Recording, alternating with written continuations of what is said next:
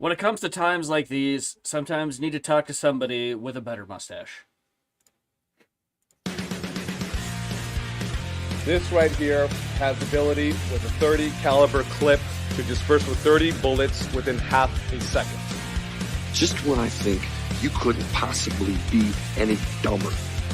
You're listening to your weekly dose of BS, Ballistically Speaking.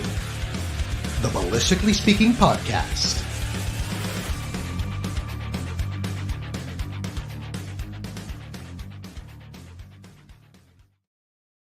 You know, I got to tell you, we sometimes have comments that come in before the show starts, but our first comment on this live stream went up at 10:03 this morning. Somebody saw the announcement and commented at 10:03 this morning. So that might be indicative of how much people care about this topic. So how's everybody doing? Big change. Yeah. I'm tired. I'm It very was tired. warm outside today, so I enjoyed the weather. Oh, look at Mr. Optimist over here. I like the weather. You got to start with something. You got to start with something. Welcome to the Ballistically Speaking Podcast, everybody. We are here, obviously, with Mr. Daniel Fritter, the CEO, editor extraordinaire, man about town for Caliber Magazine.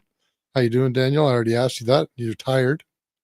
I am tired. Did not get a lot of sleep last night for reasons that I think everyone probably knows, and have been pretty busy today. This is it's a big change. Well, you know, it's funny. The average gun owner over the last 24 hours has probably been talking to their friends, talking to their family on the internet, on X or Reddit or Facebook, whatever they're on, talking about it. But I mean, your job is a little bit different. Like you're talking to news agencies, you know, you're talking to probably people in the industry, maybe even talking to government contacts. Like that's a big deal. That's a busy thing. Yeah, it's been a hectic day. I was trying to get into the press conference yesterday, the media stuff. I love For it when you example, get like into these conferences, by the way. they wouldn't let me in. Really? The parliamentary press gallery did not let me access the media briefing. They hung up on me, actually. Like, I'm not even Really? kidding. They hung up numerous times. So when this happens, a notice comes out. I get an email that says, if you're in Ottawa, go to here and you can attend this press conference. If you're not in Ottawa, click this link, send us an email, and we'll give you access to a Zoom link so you can ask questions and stuff, which I did. And 3 hours later, I had not gotten a reply. I had one reply saying that my request was being forwarded to the director of the parliamentary press gallery and that my access would come afterwards. So as the clock was running down, I thought, I got a call. I got to get access to this. I called the lady, and she goes, just send the director another email. And I said, well, I've sent an email. I haven't got a response, and this is happening imminently. So perhaps I can just, talk to the director, forward my call, punch in the number, like patch me through. Oh, you can't do that. The director it's a private number, but he works for the government. So I'm sure he's got a government phone. Can I not speak on that phone? I don't want his personal home number. I just want to get access to this press conference because, my audience are the people impacted by this policy. And she pulled I'm getting another call line twice and hung up on me. I'm not even kidding. And this is 10 minutes before a major policy announcement that is directly impacting my audience. And she says, and I wish I almost recorded the phone calls because I thought this might be relevant for people to see. I didn't, out of professional courtesy, because this is the parliamentary press gallery, which is an arm of the government. Like their emails n.gc.ca, but we are all journalists, and I kind of expected a bit more fair dealing than what I got. But the first time she goes, yeah, I'm getting another call. And I said, are you serious? And she going, click. And I went, Wow. Holy fuck. How's that for democracy in action, huh? Pretty messed up, I got to say. I mean, I called her back a couple more times. I got pretty similar treatment. I did eventually get through to the director, but the only reason I got through to the director is because I guess she complained to him that I was being rude on the phone. So he No calls way. me up and goes, I heard that you're being rude. And I went, because I'm trying to access a media briefing that is now starting. Yeah. And it is about guns, and that's all I cover. I Yeah. have questions I want to ask my audience. This is what I am paid to do. You work for the Parliamentary Press Gallery. I would think that transparency and press access is kind of, your thing. Should be part and And parcel she with the hung up job. on me twice. He was very interested by that. I don't think he knew she kind of had hung up, but Okay. yeah, that's how that went down. And it's been kind of the same thing the whole time. I just actually got off a radio interview this afternoon where, the question was kind of posited. It's like, well, if this prevents another massacre like we saw 35 years ago, do you think it's fair? And I was, no, because if it happened 35 years ago, the law was working. Like Yeah, it's, it kind of seems this like isn't what a we did in regular occurrence. 1989 already took care of that. Yep. So it's been busy, but and talking to colleagues, it's been quite the emotional roller coaster because Yeah, I bet. I do enjoy the media stuff and I enjoy the chance to inform and explain and talk about this stuff because it's more complicated than most people in the mainstream recognize and appreciate. But getting calls from colleagues where, 90% of their business is a gun that's now banned. Maybe they make it and they're Mhm, going like, well, this is 2 weeks before Christmas. Like, mhm. am I going to fire my people today? Because I can't see a future where they're doing it, and that's tough. So it's been a bit tough today to field those calls. And still so many questions, right? I mean, this is going to continue for a while. It's going to be up in the air for the foreseeable future, really. Even just seeing what sticks, what doesn't stick is one thing. Seeing how the industry reacts to it and what it does to the industry in general is going to be a whole other thing. Oh, it's gonna, like, I hope it doesn't because obviously I'm part of that industry, but all indications are it's kind of decimating. Like it's Yeah. what we're left with. I was talking to a journalist earlier, and he was kind of saying, "Well, what's left?" And I was like, "Well, the SKS. I think that's Brian The BAR." only reason that the SKS is left is because they didn't want the public opinion turning on them again when the conservatives make an issue out of hunting and First Nations rights. I agree, and I think Because the SKS was the one of the primary focuses when the C21 list had come out. It was specifically the SKS that was used as the turning point to make them back off of the C21. But also too, it was mentioned in Parliament. Elizabeth May asked Parliamentary Secretary for Public Safety Pam Damoff on I think the third reading hearing of C21 whether or not the government, going back to when they were saying they were going to do that Canadian Firearms Advisory Committee would create a list of recommendations, they'd ban that. Mm-hmm. Elizabeth May asked about the SKS because there's been a pretty prominent bank robbery committed with an SKS, and she was saying, "Oh, are you going to look at that?" And Damoff replied with, "Yeah, it is one of the guns we will direct government to look at." And although the news of this week is awful, we've also been Yeah. told that there's going to be another ban in February, and I can't help but wonder, like, what's left to ban besides the SKS? Are they just leaving the SKS until February? Because from my perspective and from what I've gleaned from covering this is this is a very clear political cudgel. This is not something that anyone intends to make an actionable policy. These guns are Right. not going to be confiscated. Oh, The government will be replaced before that happens. yeah. So are they just going to double down? Like it's almost one of those like, so if no one expects this to happen, does that mean they're kind of just free to do whatever they want? And they're just I think gonna that's exactly what this is. kills me because It does. man, it's brutal. It absolutely is. I think if I had to guess, I'm not certain that the SKS will be put back on the table. The reason that I say that is because of the political football that specifically that rifle became last time. What I do think that they're going to do in February is they're going to more completely edit their list. They're going to realize that they forgot things like the Spec 180 lower made by Spectre Spectre Limited. Arms. they're going to realize that they did not specifically by name mention the Kodiak Gen 2 or the Kodiak Gen 3, but they did mention the Mark II and the Mark III for the R18. So I think that it's probably going to be like a cleanup list in February, if I had to guess. And I don't have anything to back that up. It's just a feeling that I have. But I want to bring you back a couple of minutes ago. Oh, my whole brain just farted. We were talking about what the hell were we SKS. talking about? No, before the SKS.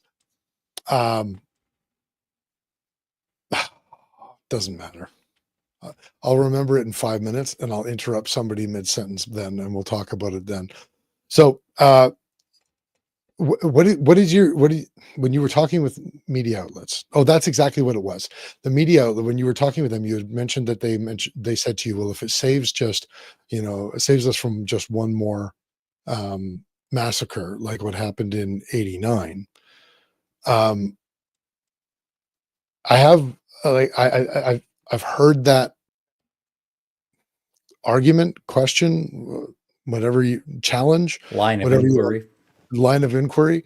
I've heard that before, and I've always had a problem with that because and I've in some ways I've had a problem with how we as an industry have answered it, because we often, like, the question inherently is assuming that the reason that there has not been another Ecole Polytechnique shooting specifically is because we banned the Ruger Mini 14 32 or some odd years later. And that's just patently false. It's the whole premise is false. And it's much more likely that we haven't seen somebody, well, and we can't talk in absolutes about this because we have to take a look at things like the mosque shooting and that sort of thing. But it seems more likely that we haven't seen another guy storm a women's college specifically because of the social changes that we've made since 1989 up until present day. Generally speaking, the way that we treat women in society is dramatically different than how we treated women in 1989. And I'm willing to bet that our social changes has a lot more to do with shootings against women, just the same as it has with violence in general against women. We're talking about not that long ago. We're talking about, it was really only about 35 or 40 years ago that Sean Connery was having an interview with Barbara Walters talking about how when it is acceptable to hit a woman. And nowadays you're not getting Sean. Well, I'm sure obviously Sean Connery's not saying much these days, but you're not getting any celebrity who is in an interview with somebody talking about when it's acceptable to hit women. Because as much as we like to pretend that things are still horrible in the world, those of us who were born prior to 1989 remember what life generally was like back then, and it has improved dramatically, and it will continue to. And What I so, think, go ahead. well, this issue it hits kind of close to home because my mom is an engineer. I'm 39, for those listening that don't know. So I was You look obviously born in fantastic. 85. I try to. The kids are taking it out of me, but my mom was an engineer at the same time. She was going to school to be an electrical engineer at the same time as that shooting happened. And Mm. what you say is absolutely correct, even in broader spokes. And I think that's where gun owners, like, we get caught up in these extremely rare, extremely horrific things, because the Polytechnic shooting is, to be clear, a horrifying event.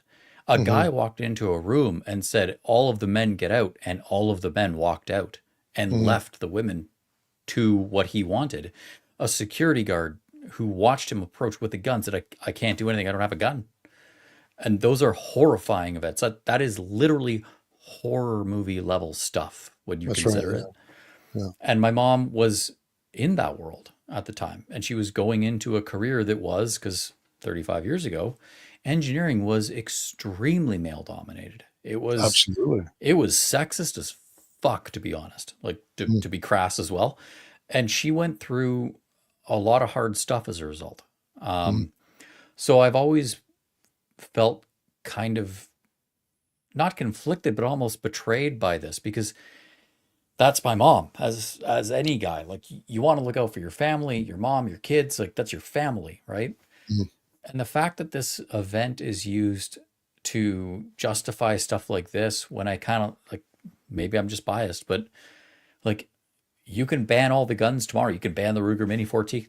Is that going to stop him from walking in the room with one? Probably No. not, because he's walking in there to commit murder.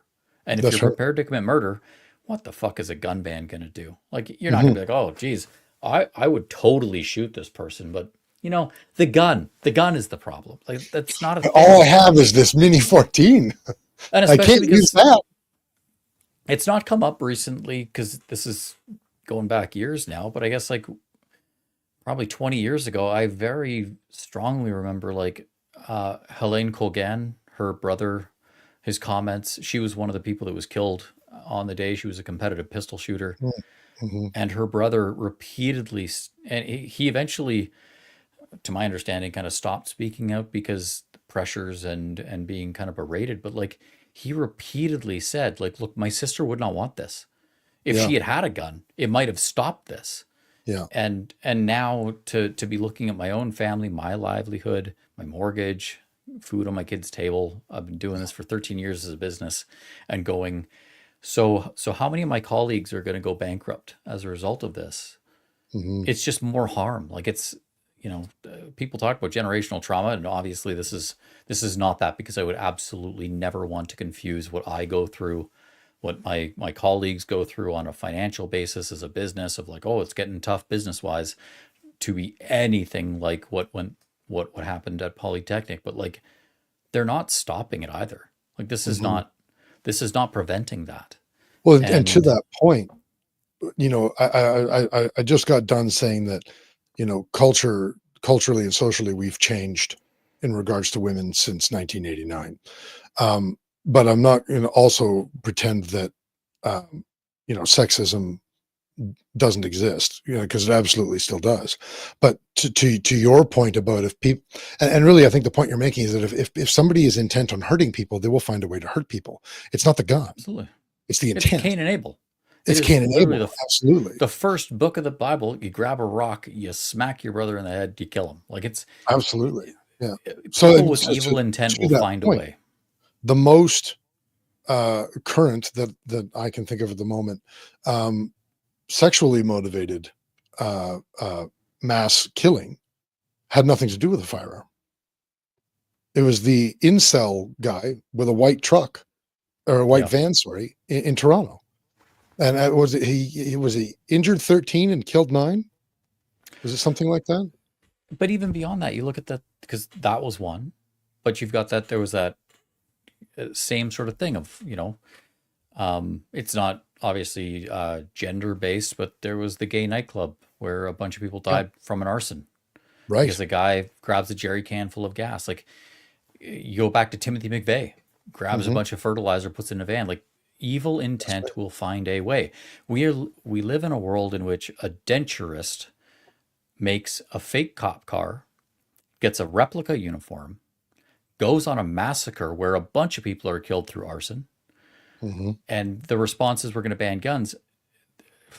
Fuck, people stole planes and flew them into towers to do this kind of stuff. Like, we are so behind the curve in terms of responding to these threats, and that's what bothers me, because I know a lot of people, I mean, hopefully the people listening to this don't think I'm biased, because we're all gun owners and we all have the same kind of perspective, that like, I've got kids. Like, I'm not worried about a mass shooting or a school shooter. I'm worried that my son might end up addicted to drugs, because addiction is so prevalent, so widespread. If he plays sports, he gets injured, he gets a prescription. I'm so concerned about that kind of stuff. I am worried about my daughter and the way photography is treated on the internet, which I'm hoping people will read into, because I'm not going to go there. But the lack of privacy And that sort of stuff is so concerning to me. And yet this is what the government's concerned with. And that's where, my big issue with this is that I understand why Dominic LeBlanc and Trudeau and the rest of the Liberal Party might want to put this out there as a policy. It advances their political game, their goals. It helps them get elected. It's something that they can turn around to the media and say, well, we banned all these guns, so what exactly are the kinds of guns that Poilievre wants to legalize, if not assault rifles? That's their goal. I get it. I don't agree, but I get it. I do not understand how the Public Safety Administration, i.e., like Public Safety Canada, the people who we pay with tax dollars, bureaucrats who are not elected, these are people that work for us, don't turn around when he says, hey, we're gonna announce this giant widespread ban, and go, no, we're not doing that. It's a giant waste of time. It's a giant waste of resources. We understand your political gains, but that's not what we're about. We are here for Public Safety Canada. This does not advance public safety. We will not participate in this. And But is that how it works now? I don't know. Maybe I honestly don't know. Supposed to, but it doesn't really seem like it does. I mean, this administration especially has been chock full of political decisions and short-term political decisions. But you go back to Harper, for example, right? Yeah. What was the big headline at the tail end of the Harper administration? He's muzzling scientists. Where did that story come from? The departments themselves. And it's kind of like, how did we go from there to here, where we've got a government that is willing to go to journalists and say, you've got, sorry about that. I don't know if that's interrupting this. No, I was interrupting you. You go ahead. That we go from a place where a government has scientists working for them that step forward and say, this guy's muzzling us. They go straight to the press. And yet we now have a government that is unwilling to say anything like that. That won't let me attend a press briefing, doesn't care. I think it's government, to be honest. I think people have changed. Everything changes. Everything is always changing, right? I think that's one thing where it's always important to think everything is always changing. Government, people, you name it. But the nature of government and the nature of bureaucrats, I am quite comfortable saying has changed. I mean, even just ATIPs. When I would file ATIPs under Harper, I would get them back. Jesus Christ. It's Donovan from Access to Firearms calling me like over and over again. So I apologize. We actually can't even hear it. Good. I will ignore all of them. When I used to file access to information, it was kind of like this sacrosanct thing where I would get files back, not necessarily quickly, but I'd get them back and it was treated well. Now, like the latest ATIP I received back, I filed 2 years ago. Really? And it's nothing consequential. It's not like a big deal. It's fully, basically the whole damn thing is redacted. Like it is page after page after page of blank space. One thing that I believe is just universally true about human nature is that when organizing people, if they're not organized, they will work to their lowest common capability. And that's why management is so important. So, having said that, do you think that this literally is just the result of, 9, almost 10 years of lack of or poor management, and people are just working to their lowest common capability now? Yeah. So I've heard it put as, a good book that I've read, Atomic Habits, says that you will fall to the level of your systems. Yeah, so what systems you have in place is your baseline. And I think that is what's happened now. I mean, it does seem pretty clear that one thing this government is not good at is management. Yeah, I think so. Obviously, my purview is very specific: guns, public safety, that kind of thing. There was a document that was put out. It's the horizontal evaluation, audit of horizontal initiatives, gun and gang task force. It's a multi-million-dollar fund that public safety puts out that is supposed to stop gun and gang violence. It was, I think, 7 years ago, around the same time as the ban. I've always been watching it because it's huge sums of money, and I've always maintained the attitude that government's only power is money. Like, You take away the taxpayer's purse, the government doesn't exist. There's no army, there's no police, there's no courts, there's no government. You end up in a state that has nothing to do. So I've been following it because it is, like I said, hundreds of millions of dollars. And there was this audit conducted a couple of years ago, where they spend, I think, 250 million bucks. And I read through it because I read everything public safety puts out. And in it, it basically said there's no controls, that they are just giving money out, and there's no, it was so uncontrolled that it was to a point where the people receiving the money were complaining to public safety that there was no one to talk to about getting the money. Yeah, And when I read that, I went through it, I started to look into it. And for example, there is a rugby club in Nanaimo that receives funding to the tune of now 7 figures from this. The program they are funding, it's supposed to be, it's called Rugby Works. If it exists, that's great, but I can't find any evidence it actually exists. They have received over $1 million in funding for what was supposed to be young kids rugby, community centric, which I guess, it sounds like some people might disagree, but I think that is an actual anti-gang thing, building community, getting young guys involved in something that builds teams and gives them networks.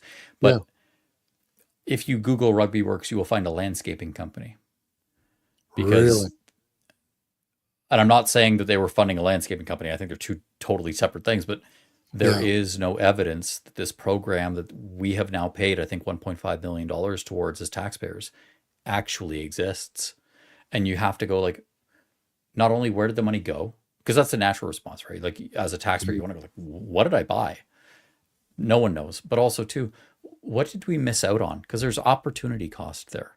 That $1.5 million could have gone to very real measures that could have actually stopped some of the problems we're facing. And I think that's where I look at that and I go, if we're paying $1.5 million to a rugby program that doesn't exist, I think probably the rest of public safety is equally poorly managed. And I think most likely. That's where this ban comes from. Wasn't it Tracy Wilson from the CCFR that was saying just a couple of months ago, she was following, I forget, I want to say it wasn't ArriveCan. It was a different program that the government had awarded this organization money. Maybe it had something to do with the buyback. I can't remember what, but they had the company. I saw that. It was a company that I think they were associated with the buyback, and they went, like, she went to the offices and stuff, and it was, there was nobody there. There was nobody there. Yeah. And the next door neighbor was like, yeah, no, there's nobody working here. They just use it for mail. And then they had another address that was listed just across the border in Quebec. So she took a day trip and she drove there, and there was nobody there either. Yeah. These people received actual Go ahead. money. I was just saying, these people have received actual money.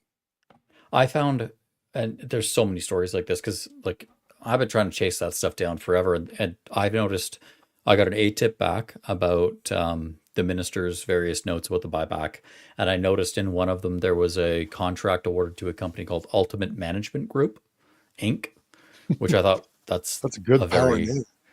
That's a very power name, but also like talk about SEO'd out the wazoo. Try and look up Ultimate Management Group. You will find nothing. Yeah. I filed an ATIP because they received, I think it was $500,000. It wasn't, and these are huge sums of money for me, everyone else probably, but for government, it's a rounding error. But I went to, I ATIP'd what was the terms of service, what was the scope of work for Ultimate Management Group? Because to further, not to, I hate sounding like a conspiracy theorist, but like what's really weird is there is an ATIP that cites that this company got hundreds of thousands of dollars. When you go on the government's website where they award grants and contributions, where they are supposed to be transparent of anything over $10,000 has to be codified on that web, you cannot find Ultimate Management Group. It does not exist there. So I ATIP'd it. It's now been 4 years.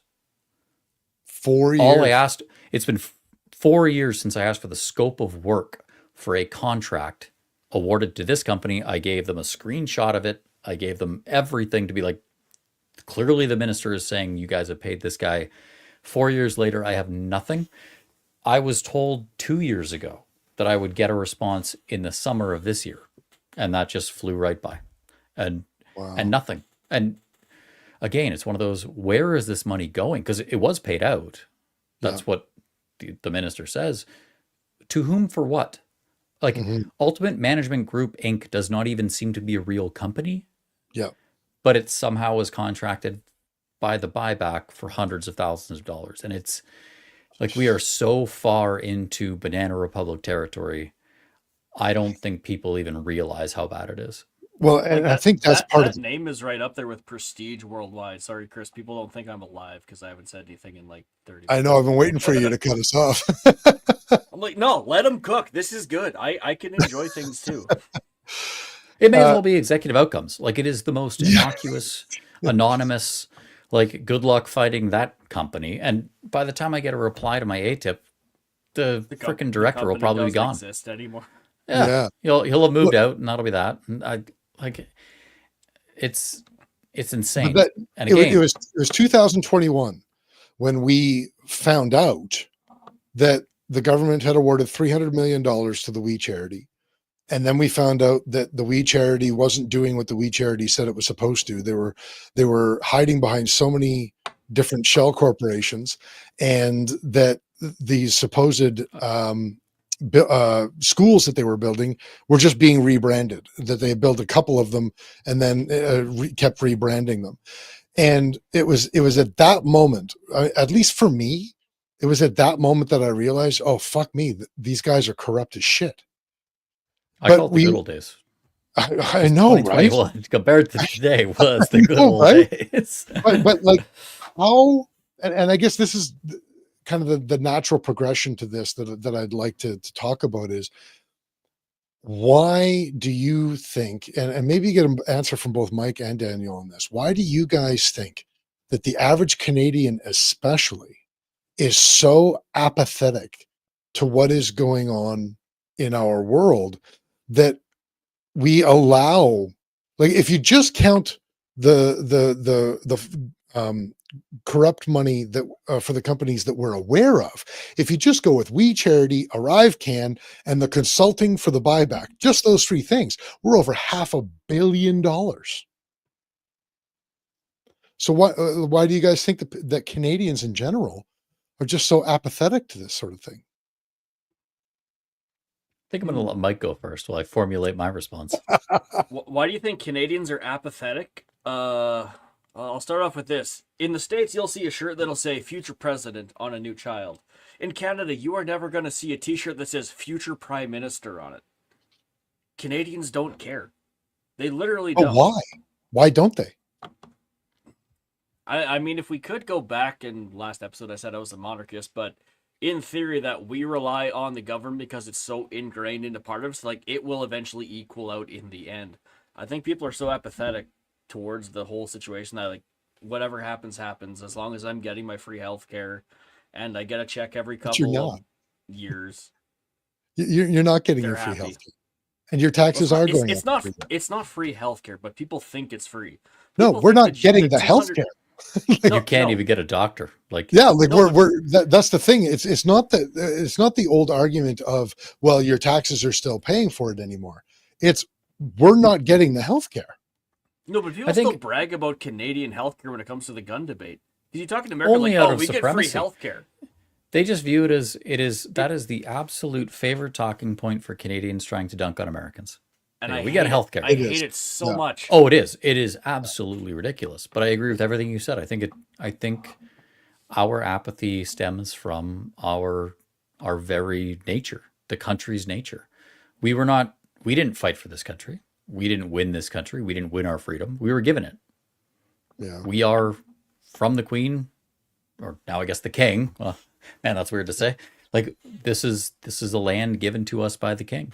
You think about even going back to Scots getting on a boat and being given farmland by the King to go settle a pretty shitty spot that was grossly undersold. That's where we're at. And I think, but I don't know if it's going to continue, because the one thing about apathy is it does have an end. You can only coast on your laurels for so long. it's a limited time offer. And what you said, Chris, is exactly correct. If you can't get a doctor, we don't have free healthcare. That very famous claim that can go right back to Tommy Douglas, who was an NDP guy with healthcare, And some is other expiring. issues. Canadians now, I mean, tragically, and like makes me almost want to cry because I've got kids, but like there was a 13-year-old girl who died here in Kelowna just this week because she couldn't get adequate medical care. She went to the hospital. The doctor said, no, she seems fine, and kicked her out. She died. And I think, obviously, for that family, things are very, very different than it was before. But I also think for everyone that's read this story, who has seen that and thought, I've got kids, like I'm not okay with this. Like, to be quite blunt, I don't plan on moving. I'm hoping Caliber keeps going forever. Yay. But, you know, me and my wife have conversations about moving to the States, and today is the first day where she's kind of like, yeah, you know, this is kind of messed up, because she read that story, and she obviously cares about guns to a degree because it's my business, but this is different. And I think a lot of people are kind of recognizing the social contract we once had as Canadians, where we pay a lot of taxes, which we always have, in exchange for a lot of services, is gone. Like when I was a kid, my doctor came to my house. Like you could literally call your doctor, which everyone had, by the way, and say, my kid's got an ear infection, and they'd show up at 9 in the freaking evening after dinner with antibiotics in the bag. They do a diagnosis. They go, give them some of those ear drops for the rest of the night. Go to the pharmacy tomorrow morning. Off you go. Now, I mean, my doctor thought I had leukemia for 9 months because there was a lump in my arm that couldn't get taken out. Like it's insane. And I think people are starting to lose patience with that. And that's where I say the apathy is a limited time offer, where I do think people are, and us in the gun industry are probably leading edge of the wedge on that, with regards to like, we are running out of patience. And, you know, to come back to guns again, I think I've seen a few comments today that in 2020, when the guns were banned, there was this general sentiment, and I'm not saying this is my attitude, but this is rather what I saw. Most gun owners were willing to accept it. I don't think many gun owners have taken their AR-15s out to the gun range, to be quite blunt. The response to today's ban has not been the same. You think people are just going to keep using them? What are you going to say? Hey, what you guys tell me that I can't use this with a letter? Well, Canada Post and deliver it, so here I am. You know, like I've heard that a lot, of just like, because this whole announcement's weird. It was not put out in any kind of like real formal channels. I have not received a letter from the RCMP myself. It's interesting that Trudeau himself all these announcement. He usually likes to make these announcements. But there were a lot of ministers there. I mean, like an odd assortment, because Dominic, and he's obviously going to be there because of public safety, but you know, But Bill Blair was there. But also too, like Dominic or McCarty, like Procurement Canada. Why is he making this announcement? That's procurement services for the government. What? Like, this is bizarre. And I have heard because they're folks, procuring our firearms to send them to Ukraine. But I don't think. Should we talk about a lot of people say? I don't. Go ahead. Finish your thought before you don't want to. But before I don't want to talk about the Ukraine. Right off the rails, Daniel. Go ahead. Finish. Feather me. I dare you. Oh, it's just. I have heard from a lot of folks that this is, bluntly, that a lot of people don't plan to comply. That a lot of people view this as, and I think it's both a reflection of the fact that gun owners have been pushed too far, but also too that as gun owners, we obviously are people who are, statistically speaking, strongly in compliance with the law.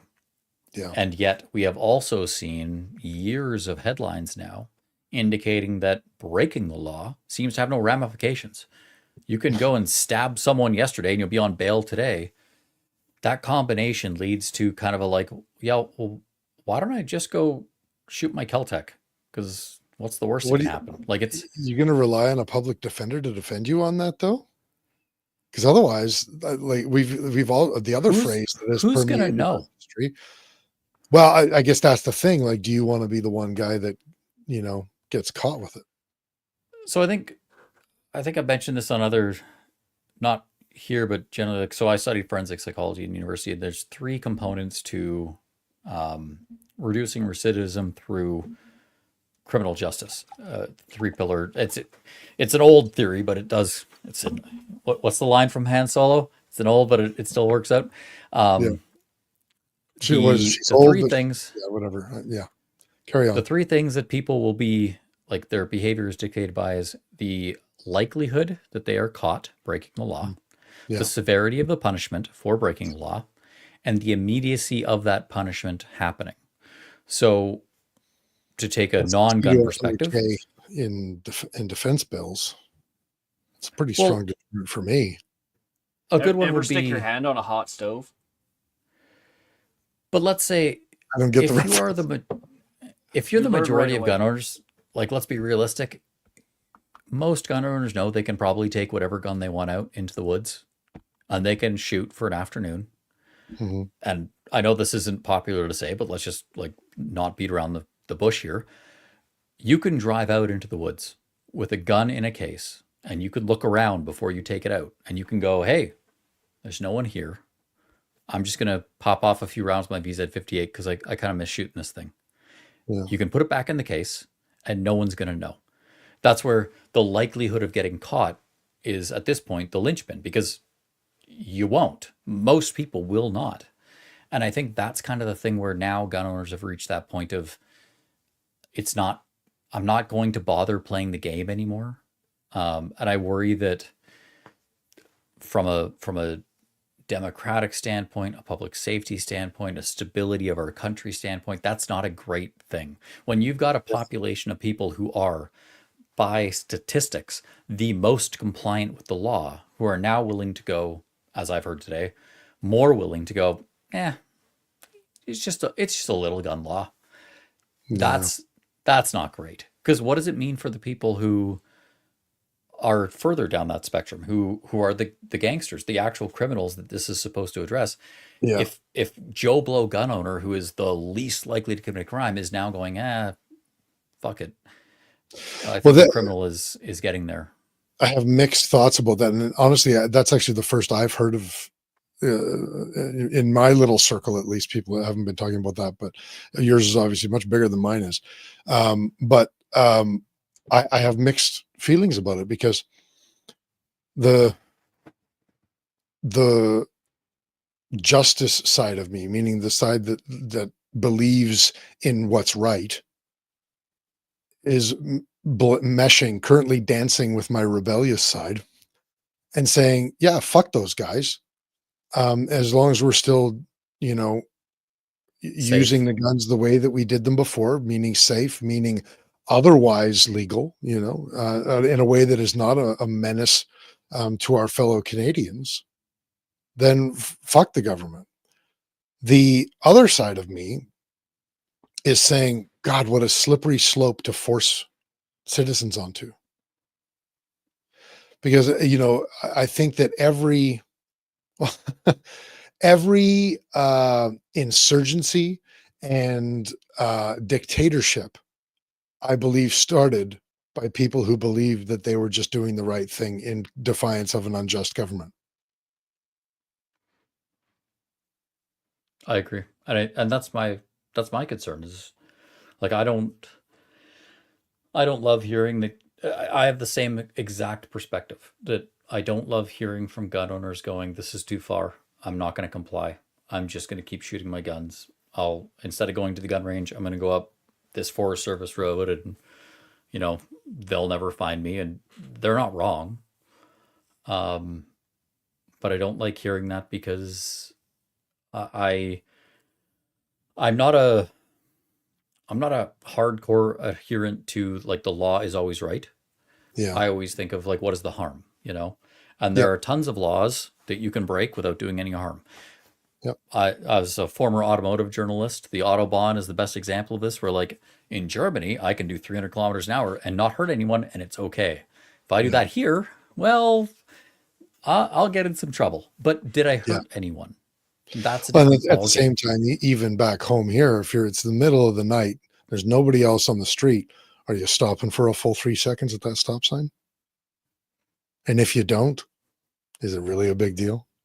Yeah. Yeah, but Like, if you're no speeding one's in hurt- Saskatchewan, you're not going to speed because the roads are terrible. I'm sorry. You are they not are- they're hitting also- 300. there are no anywhere in corners. Saskatchewan. It's all just pick north, east, south, west. Pick a direction, hammer down. That's Saskatchewan as far Well, as I'm and I concerned. actually have to disagree with Mike on that. You know, when I was a kid, like I learned to drive on a Nissan 280 ZX Turbo, and I can't tell you how many times I took advantage of the fact that I could see 5 kilometers down the highway, and like I remember getting over like the speedometer only went to 225 kilometers in that car, and I buried the needle multiple times. Have you I been may on have. some of the highways recently? I hope the statute is solved. This is back when the NDP was running our province. When we had, when the old joke was like, if you don't like our roads, like just take a look at the difference. As soon as you get to Alberta, you go from like crumbled, Nice, paved, post-apocalyptic properly to- maintained roads to. It's terrible.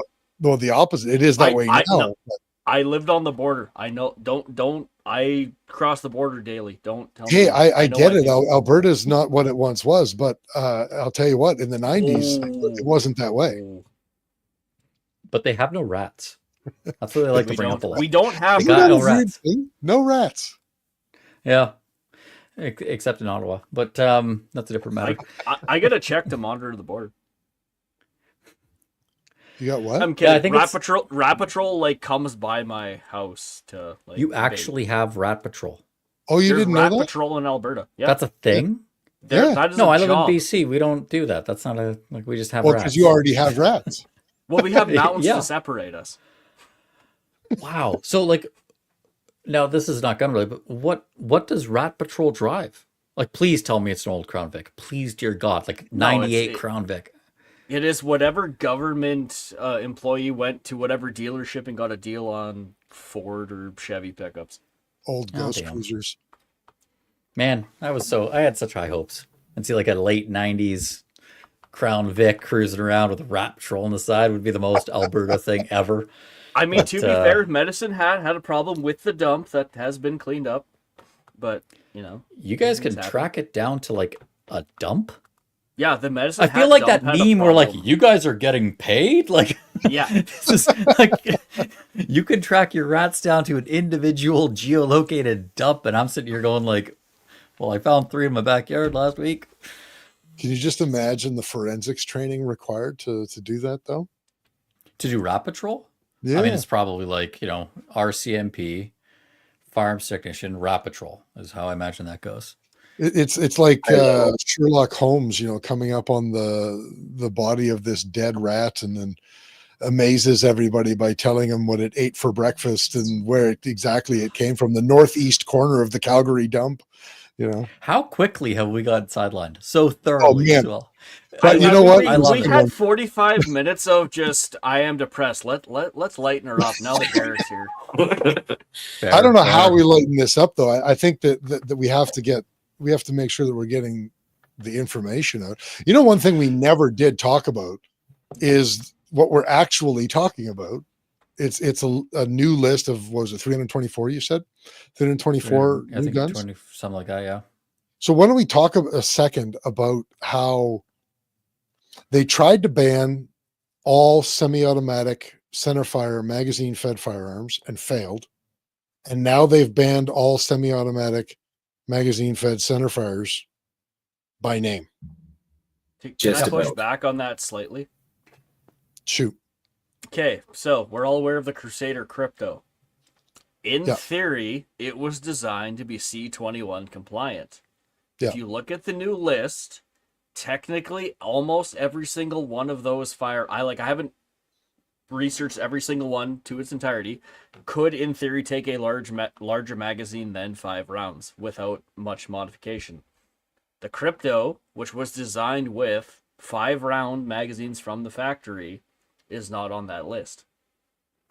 Does not mean it's not going to be there in February, but if you really look down there, all the Kel-Tecs take AR mags, zip 1 rivet. Okay, it's 30 rounds now.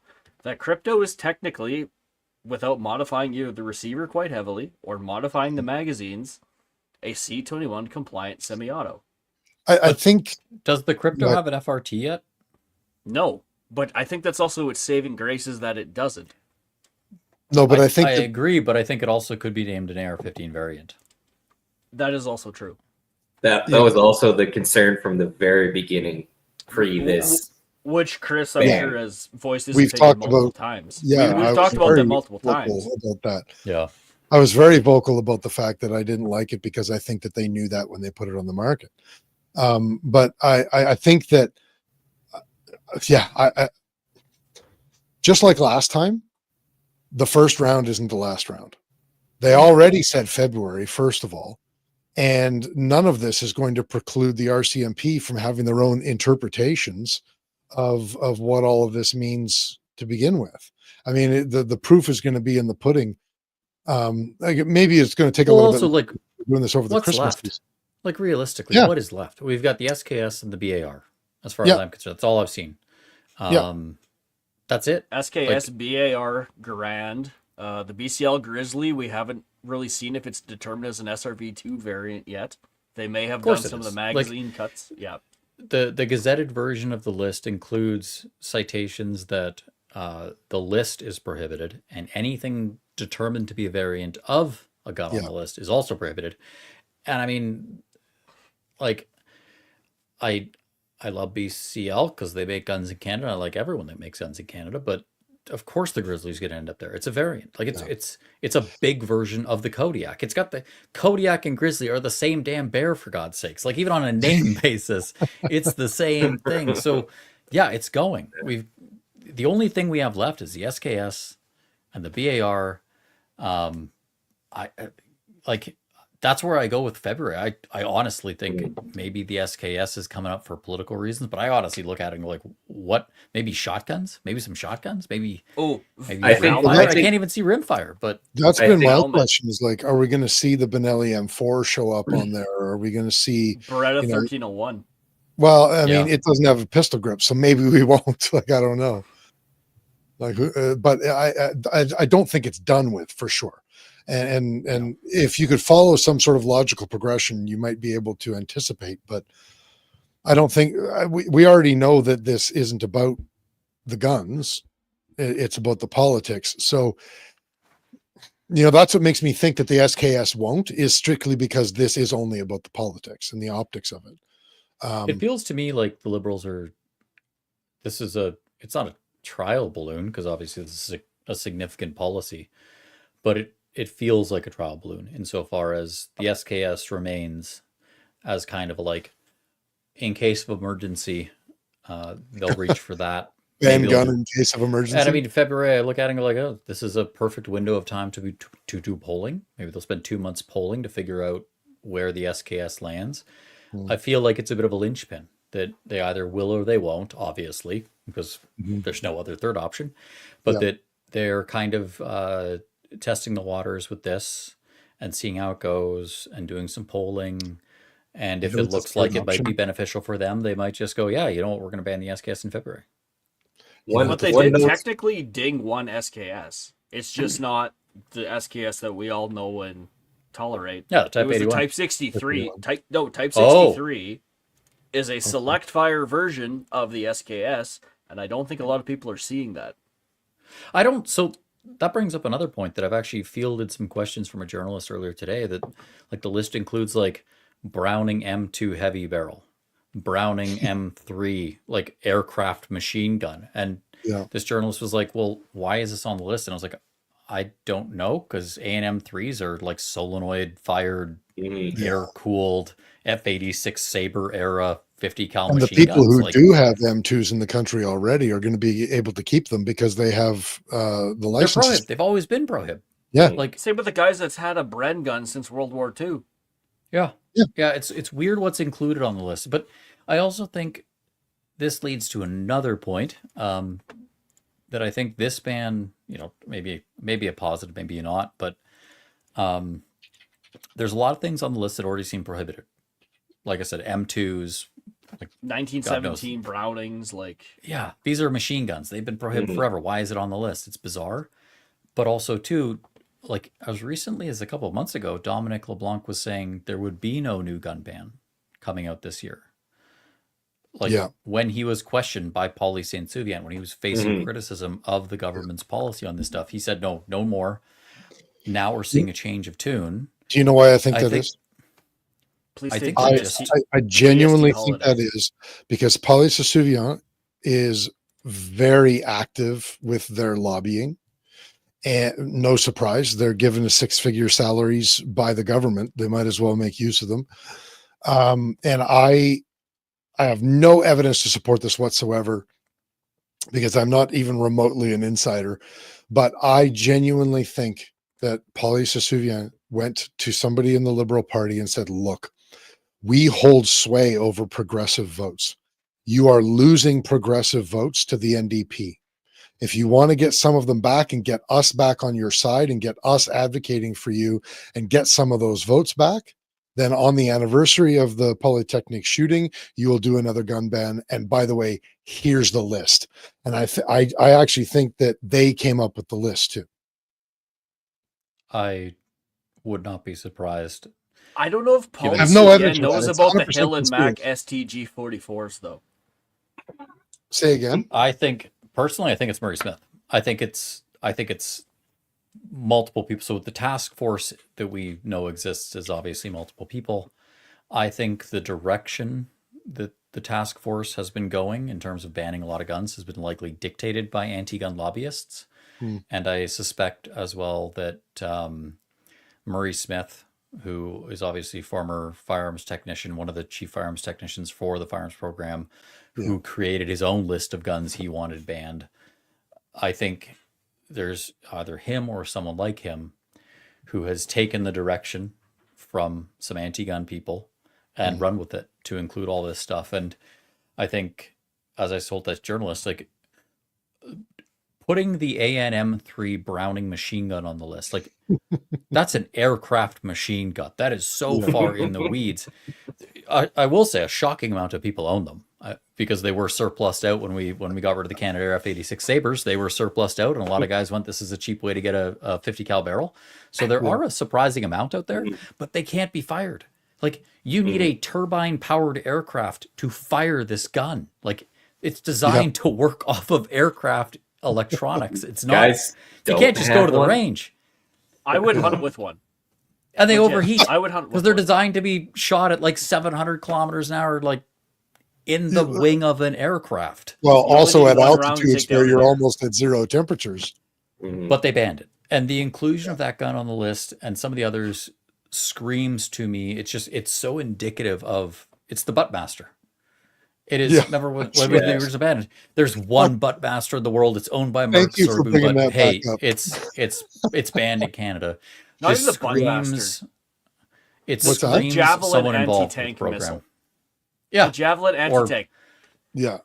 Which FIM the 92 government Stinger. has released the price they are going to pay you for a Javelin anti-tank missile, and it's about $2,300.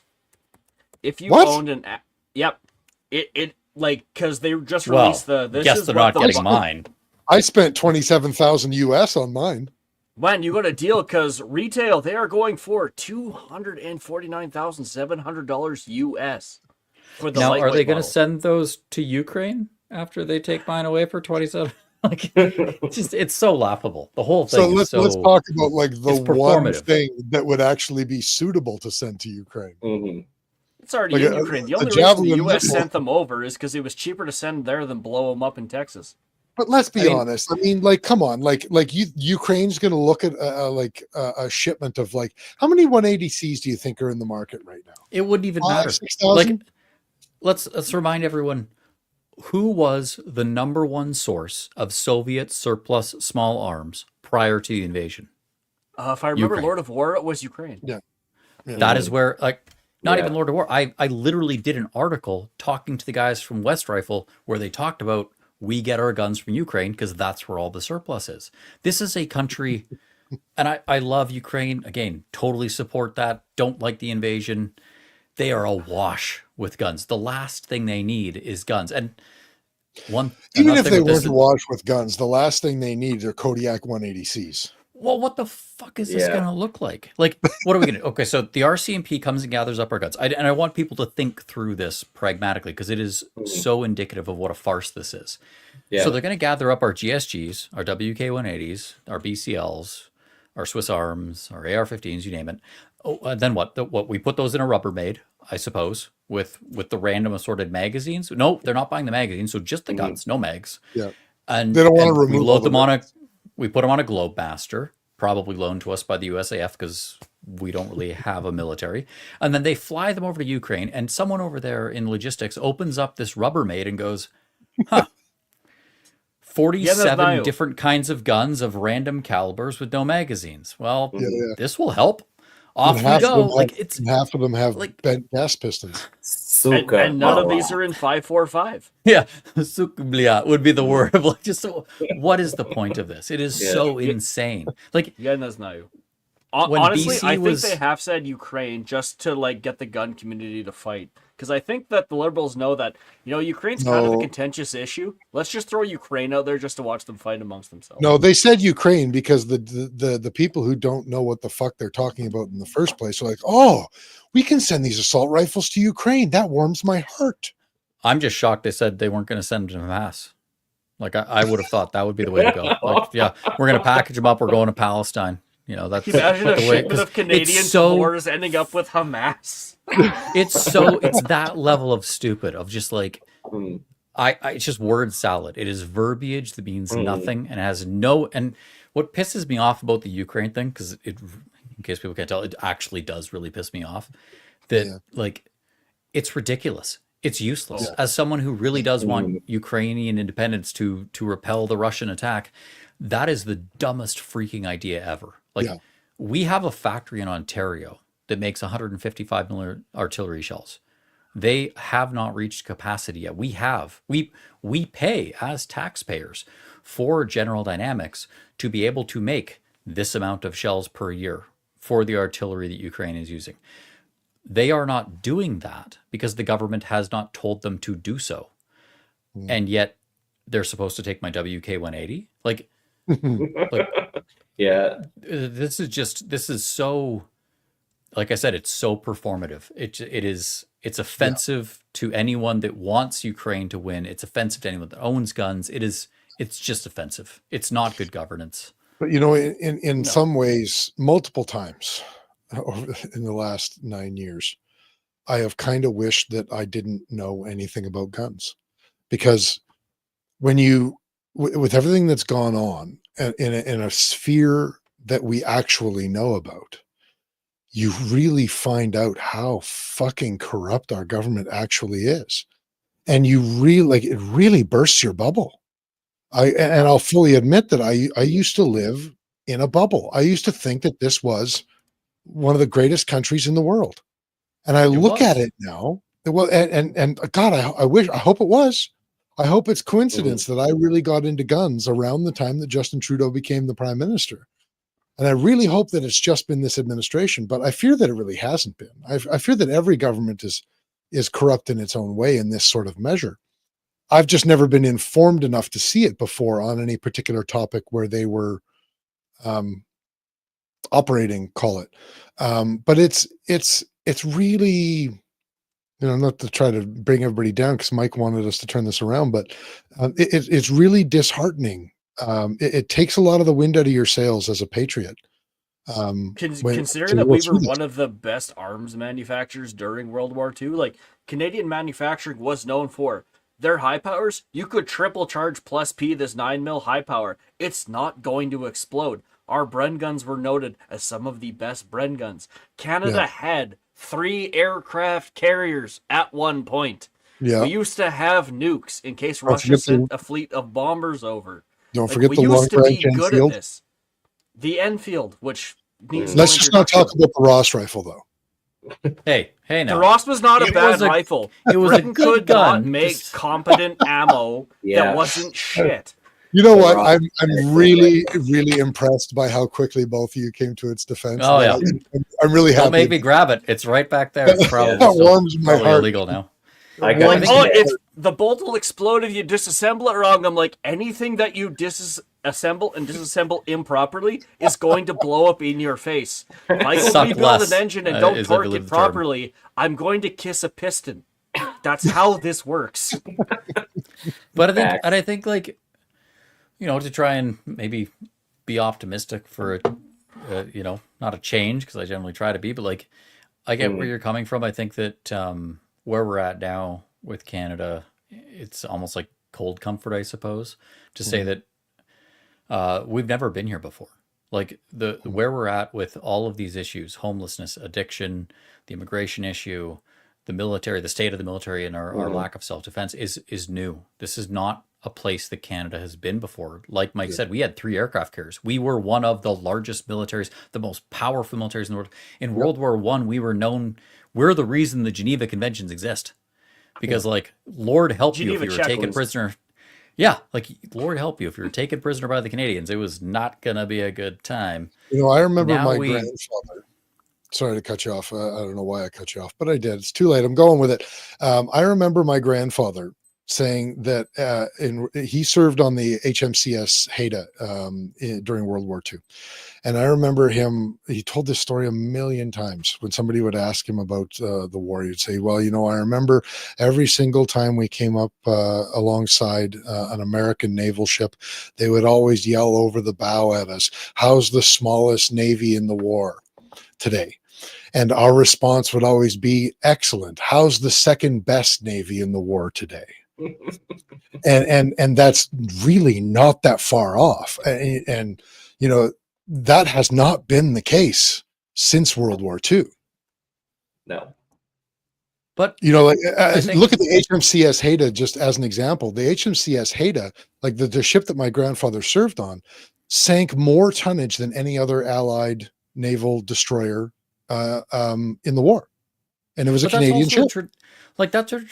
that is a tradition that I hold quite dear, because like as a guy who loves history, I can look at World War One, and obviously we have a huge Vimy Ridge. The military progresses that were made there before that battle were tremendous and, you know, completely game changing. World War Two, our history is so storied there.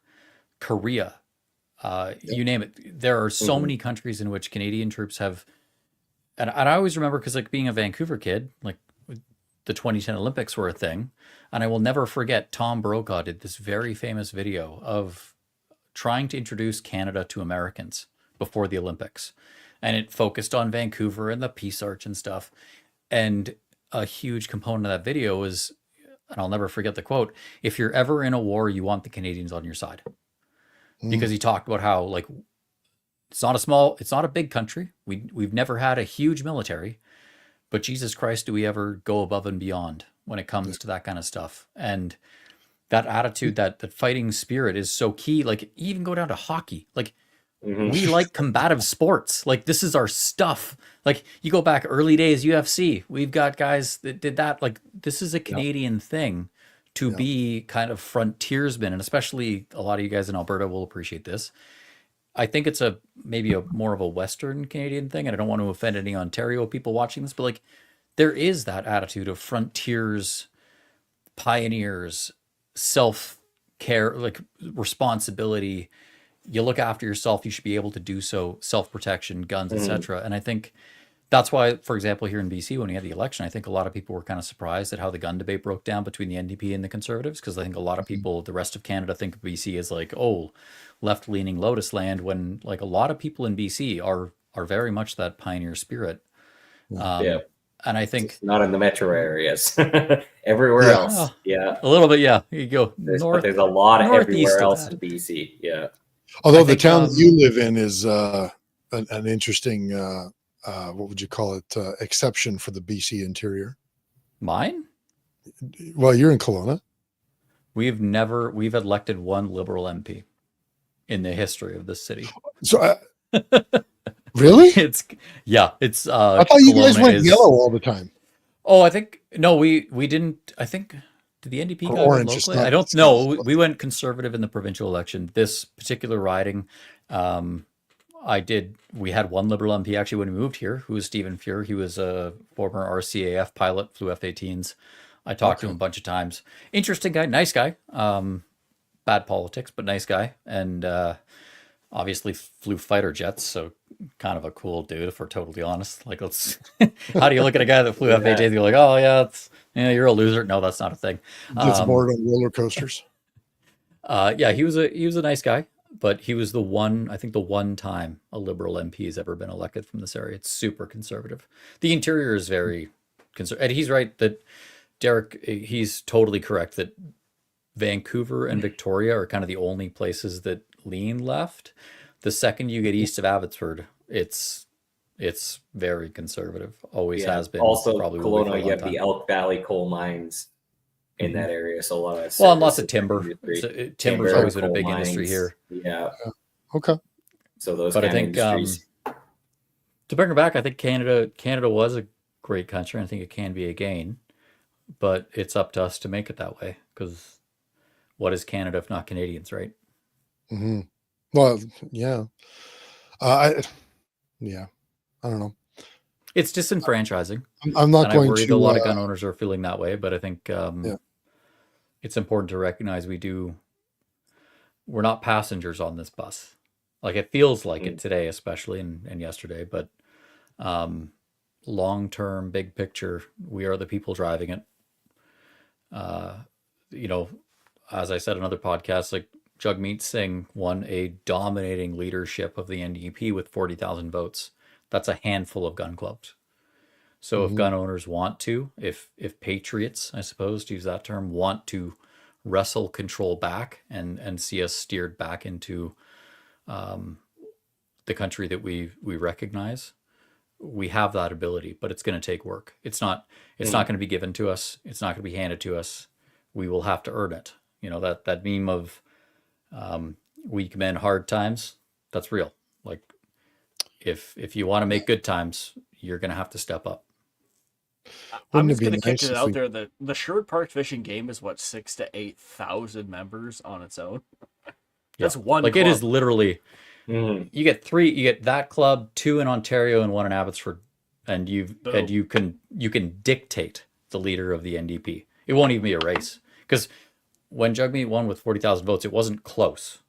Like that's why the NDP is so screwed up now, is that he won so decisively with such a tremendous amount of votes that he was allowed to basically reform the entire party as he saw fit. Same as Justin Trudeau, who I think won with, I want to say it's either 80,000 or 110,000 votes, which again, amongst a population of gun owners that measures 2.4 million, even if it's 110, that's not a big amount of us. This is one of those, the most optimistic thing I'll say in this whole podcast is like, we probably can't sway the outcome of a federal election. It's voted on by millions of people. Pierre Poilievre will probably get somewhere north of 7 million votes. We're only 2.4 million. It's not, and we're spread around ridings. That doesn't work to our benefit.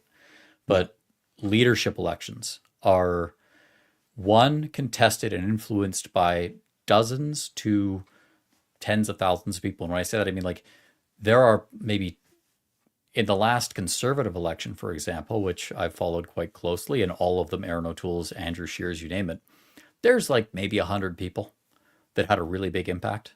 And they're not pros. They're not people of any special skill. They are just people that chose to step up. They volunteered. And it sways a lot of stuff. Think about it, Daniel. It's kind of That's like he something who I've dares never wins. thought about before.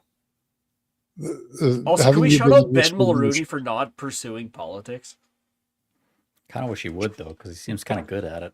I know, but like, I would take just Ben- coast I on would your take- dad's name, like be competent and then do the job. Not, yeah, my dad was Pierre Trudeau, and he may have thrown a snowball at Stalin when there was no snow on the ground in 1970 something, but that's not the point.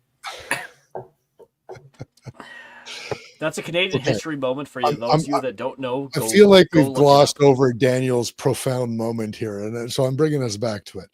I had Sorry, never I had considered to do it. before. I don't blame you. Yeah, I mean- Usually it's me, so you're all good.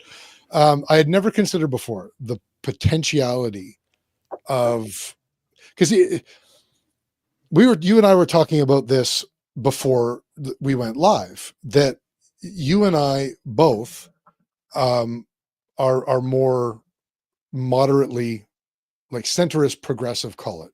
Is that fair to say, do you think? I'm just not partisan. Like Yeah. I do like to think that I vote for the local representative because that's a whole thing. But I'm not particularly inured to any one party. Hmm. I have voted in the past for all three federal parties Hmm.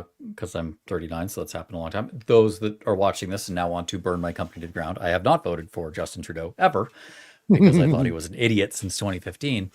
But yeah, I'm pretty centrist. I think I am probably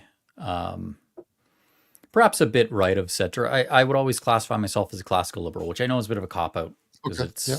it's the term everyone likes to use, but I just want to be left alone. I do think Yeah. that there is merits to a social welfare program looking out for people that have less, people that have disabilities and stuff. I think is a noble cause that we should aspire to. But I also want to be left alone. I don't think it's appropriate with what's gone on these last couple of days. For example, this does feel like wickedly authoritarian, and I don't like it. Hmm. And I think a lot of gun owners feel the same way. And I think that however this next election works out, which I say that, but we all know how it's going to work out. It'll be a stonking conservative majority. Yeah. There will be an NDP and a liberal leadership race after this. And for example, this is to be clear, because I don't want to steer anyone politically. I'm always cognizant of my role as media as of providing information, but not steering people. I don't want to be an advocate for any one individual thing. I can say objectively the gun owners should probably vote conservative because they're the ones that have our interests closest to heart. But if you're a liberal, membership in that party, it's free. There is nothing stopping a gun owner from getting a membership in the Liberal Party and then voting for the next leader of the Liberal Party according to their interests. It's And I interesting. think it could be. I really hope we can get organized around that because that more than anything else, I just want to take the partisanship out of this stuff. This is serious public safety policy. Yeah. We have to live in this And country. I've that's got kids. a big frustration of it, is that we're not just talking about us losing our pastimes and our livelihood and all that. We are actually talking about public safety, because when they're Yes. not actually making the country safer by focusing on us, they actually are endangering everyone. Yeah. Nothing ever sits. Nothing is static. Like Mhm. in general, it doesn't matter if you're talking cars, politics, Yeah. policy, legislation. Nothing is ever in one spot static. If they are not making Mhm. us safer, they are making us less safe. There Yeah, is no middle ground where it's just no, we are maintaining the same level of safety. It's not. That's not a thing. It doesn't exist in nature. because the only Um, constant is change. yes, and I think I would love to see a government across all party lines that recognizes the importance of this file and recognizes that it has to be acted on in a mature way, in a pragmatic way that delivers the best public safety we can get for our taxpayer dollars and dispenses with the politics of it. Because it's like people are literally dying because the government is doing this wrong. They are you we all see these headlines every day of a shooting, a murder, etc. Inadequate policing, inadequate court resources, inadequate Mass addictions stabbing. management, everything. It's all of it. Like the Yeah. homeless camp 2 blocks from my house that is 3 tents deep and has its own streets. Like Mhm. that stuff happens because the government is spending 10% of their public safety budget on a buyback. Like Yeah. they're focused. And I'm not saying that if they were to stop that, those homeless issues would disappear overnight. That's not what I'm saying. But if they aren't focused on those issues, like homelessness and addiction, then yeah, they're not going to get solved. It's kind of For like sure. if you get a Visa bill, you get a credit card bill and it's really high, and you just go, well, I don't like that, and you put it away. Well, next month's bill is going to be bigger. There's no other solution. And I think it would be really nice to see a mature government treat this stuff that way, because it's both as a gun owner, it's obviously important to be in the industry, but also as a Canadian Yeah. father, I don't want to see this stuff get worse. not to harp on it too much, but I, over the last 10 years, I felt that, because I've said this before, and I have no problem saying it, that I've been primarily a Liberal and NDP voter in my younger years. And over the last 10 years, I felt very strongly that both the NDP and the Liberals abandoned people like me who were more in the center. And the response to that, my response, and I think a lot of people's response to that, was to vote conservative. And you're still blowing my mind, because I don't know, and I'm a little disappointed in myself that I never thought of that I don't necessarily have to be pushed into and just accept the winds of political change. I can actually be involved in those parties that have abandoned me and try to make my voice heard within those parties and maybe bring them back a little bit. And even if you don't bring the Liberals or the NDP back into the center, or more to the center where they belong, maybe you can bring them close enough that we don't have the same sort of division that we've seen over because I mean, even the NDP and the Conservatives were not so uncivilized towards each other in the 90s and into the 2000s as they are now, let alone the Liberals and the Conservatives being so uncivil to each other. So I don't know. Your whole suggestion is really interesting, and I think more people. I hope I'm listening to it, and I hope that more people are listening to that suggestion as well, and they do get involved in those parties if that's where they are, and see what you can do to have your voice heard there. And I really want to make sure people understand it. It does not take much. Like I worry. This is gonna. I don't mean to sound arrogant, because that's the last thing I want to do, but like, I've been involved in gun politics now for about 20 years. My first foray into this was trying to get rid of the long gun registry.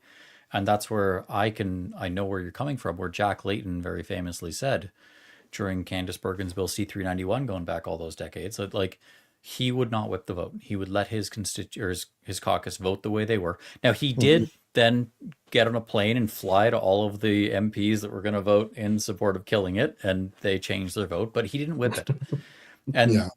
I mean, you laugh, but at the same time, there is an important distinction there of, Very yes, important. he did, I guess, basically whip the vote, but at the same time, he did not want to publicly position the NDP in a place that was seen as whipping the vote for the long gun registry. This is, I mean, today especially, we're talking about the fact we have no more semi-autos, and Jagmeet Singh has done nothing. He's said nothing. He doesn't give a shit, to be clear. Well, he supports This it. was the long gun registry. This is minutia compared to what we're facing today. And yet, even then, Jack Layton was still going, I'm going to let my members vote their way, because he respected the rural caucus. He respected the NDP's roots in rural working communities.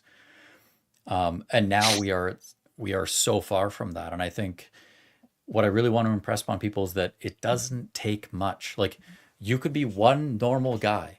You could be a mechanic at the local Ford dealership, volunteers with the NDP, and you just happen to meet someone who is involved with that party at a high level, and you just happen to have the right conversation, and the light bulb goes off, and they go, yeah, you're right. Actually, our stance on guns has been totally screwed.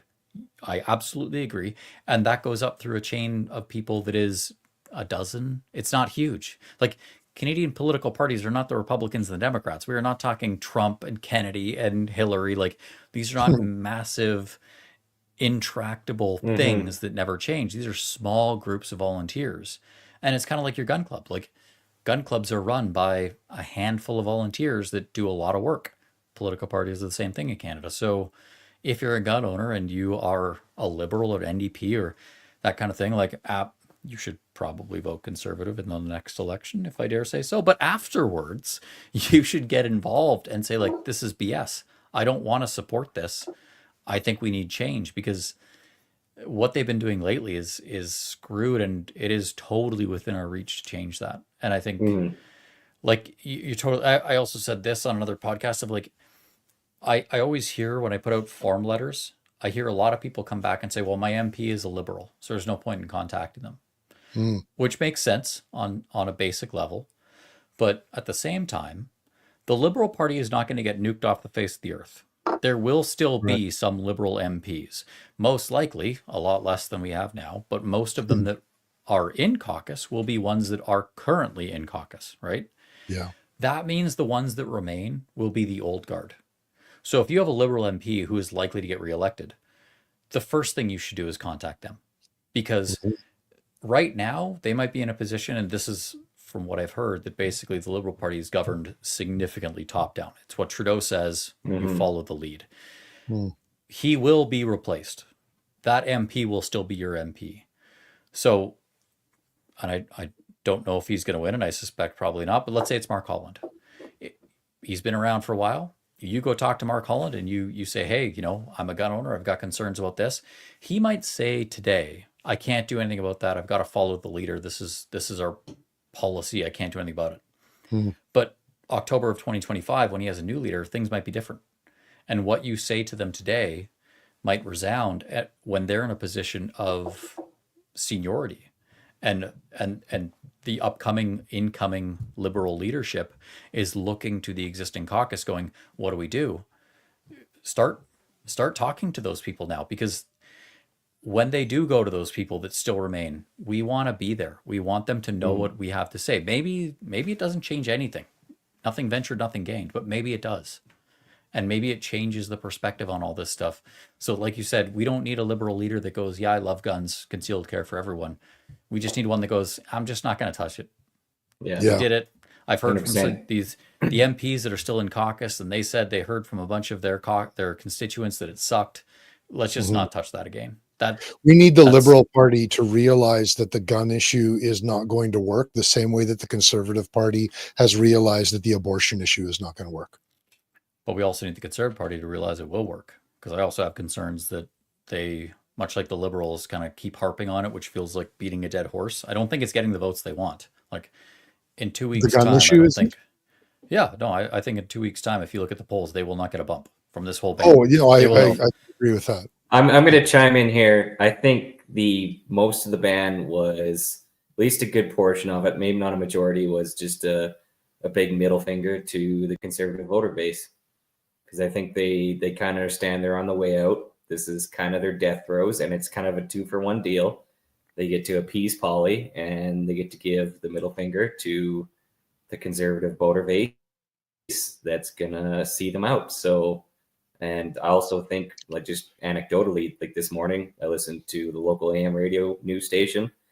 Morning news, nothing about the new gun ban. Afternoon news, evening news, nothing about the new gun ban. Which Did station? hear about a shooting in north of downtown, though.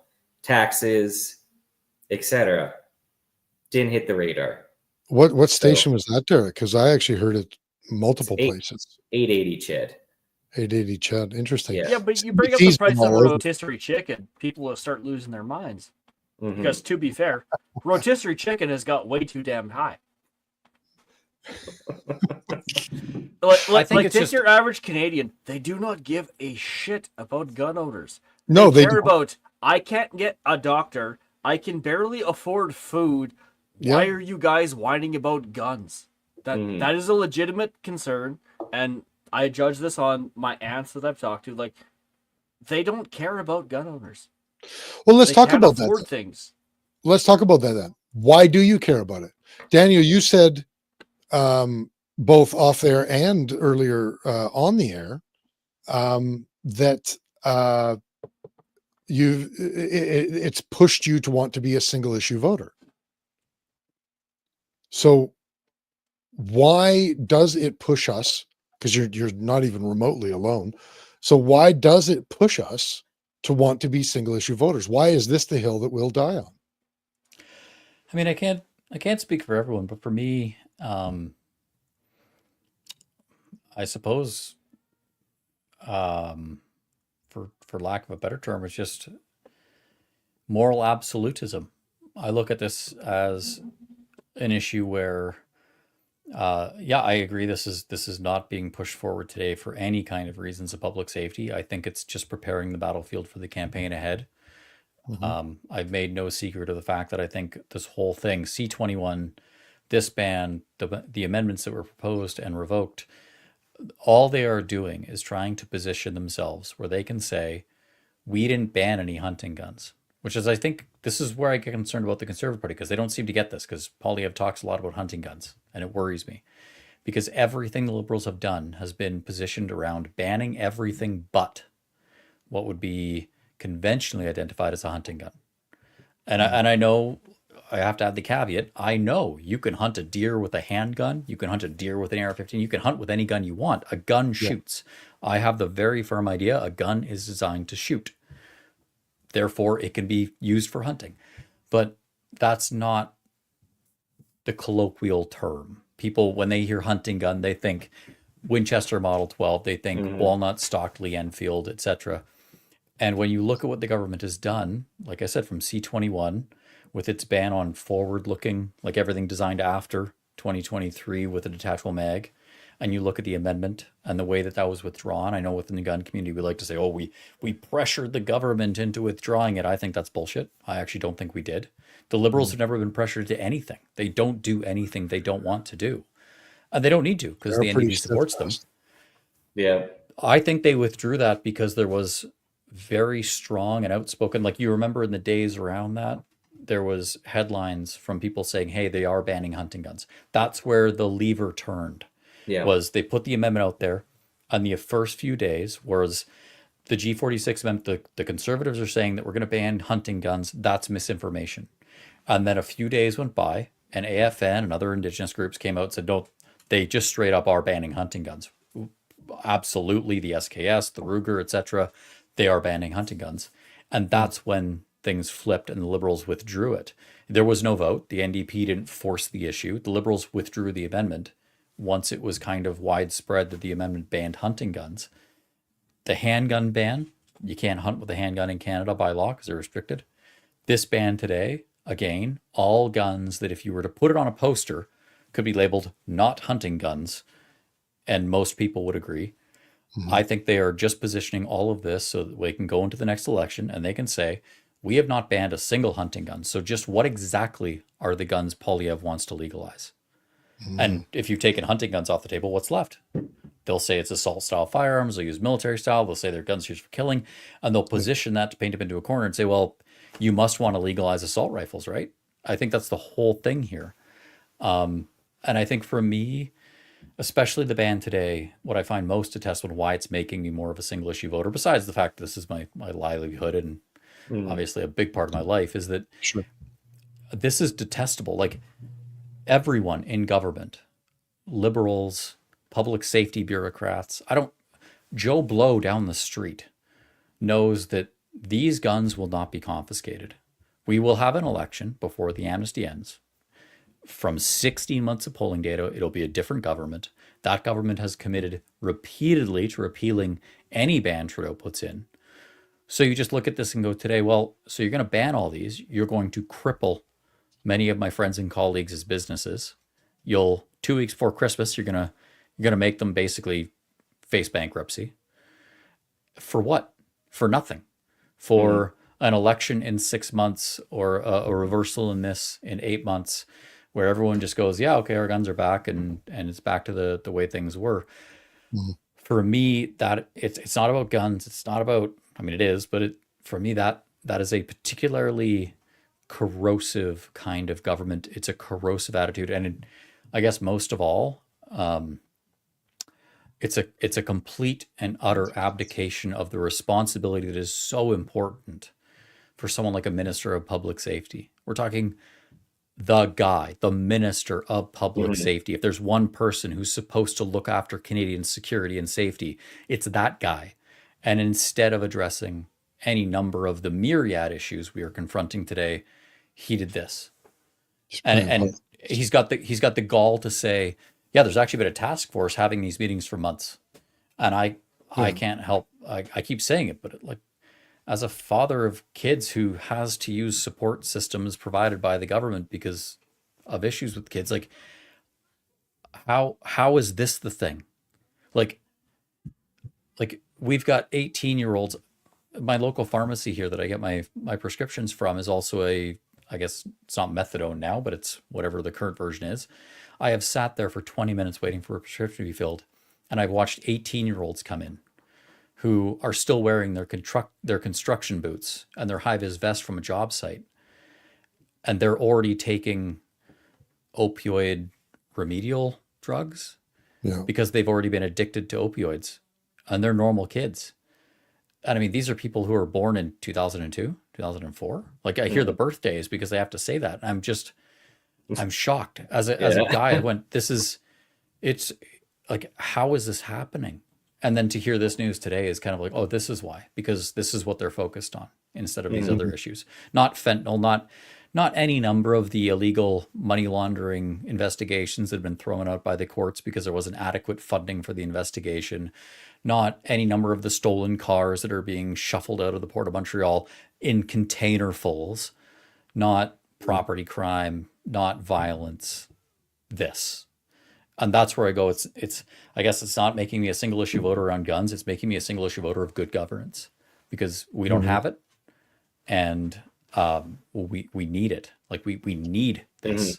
It sounds like you're resentful that guns are being used as the red herring when there's so many other things that you want to make it your primary issue so that it is no longer an issue. Is that right? I don't know if that's right. I've always,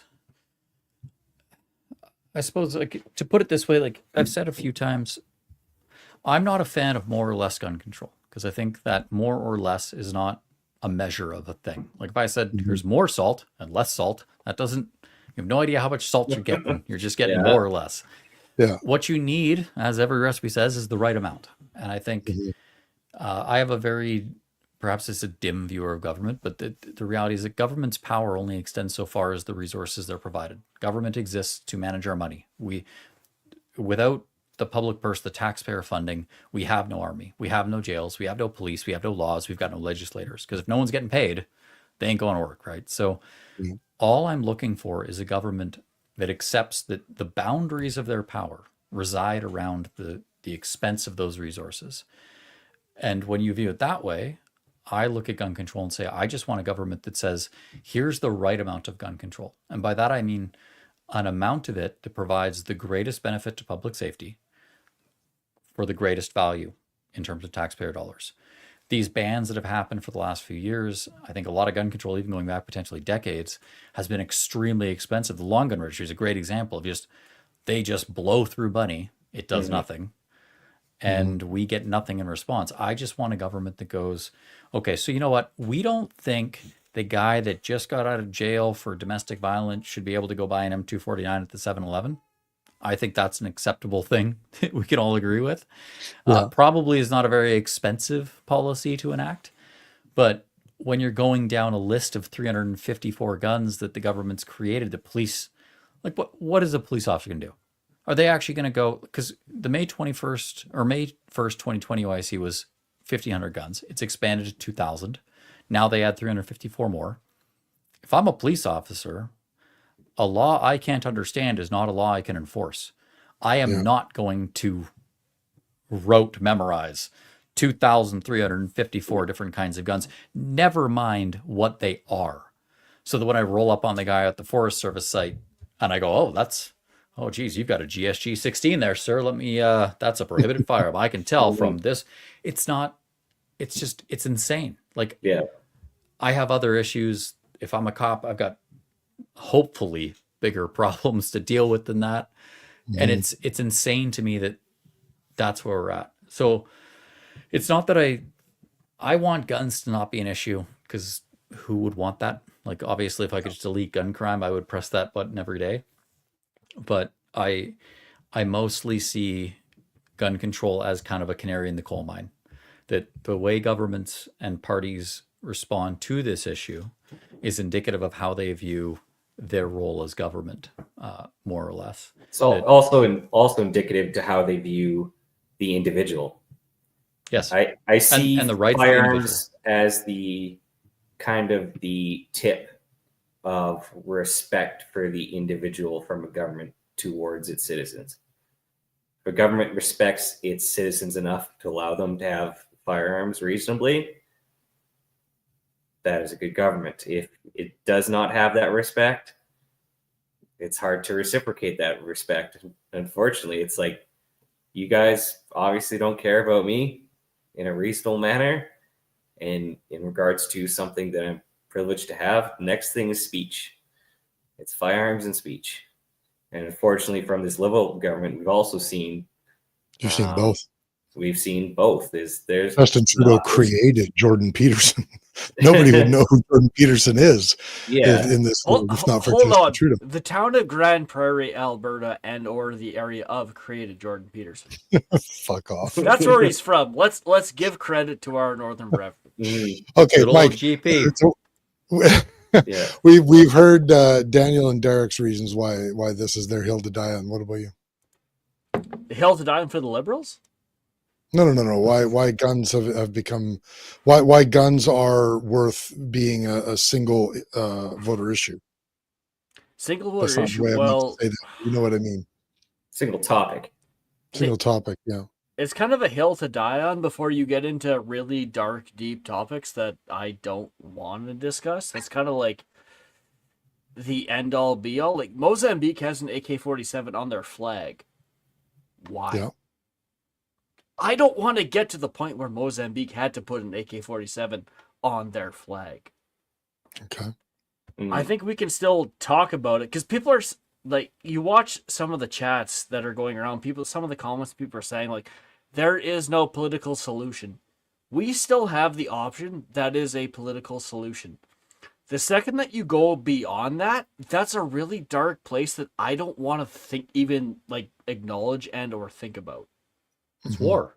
The quote is that war is politics through other means. Like it's like that, when people say that, that's I hope people understand that's what they're inferring. And Yeah. I don't think I would hope that like all of us, and I would hope a lot of gun owners don't want civil war. Like that's not a thing you want. Like you want your garbage picked up on a Tuesday. Civil war you don't want civil is war. a psychopath. Yeah, it's insane. And I think I don't know if they're psychopaths. That is such a disrespect and regard for naive. human life. Like I can have a thing, but I'm willing to murder X amount of human beings that don't agree with me for it. I do not subscribe to that theory. Like there is always a political solution, barring your door getting kicked in.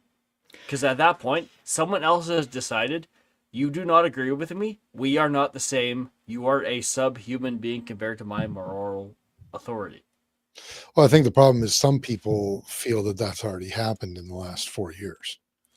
And yeah, they might but be right, to be honest. Like they may be right, but how many people's doors have been kicked in?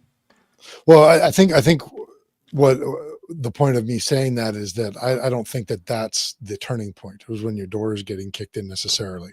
If you still got a rule of law, if you still have a democratic government, and we like to pretend that democracy is dying in this country and that it's dead in America, it is alive and well in both countries. We still vote.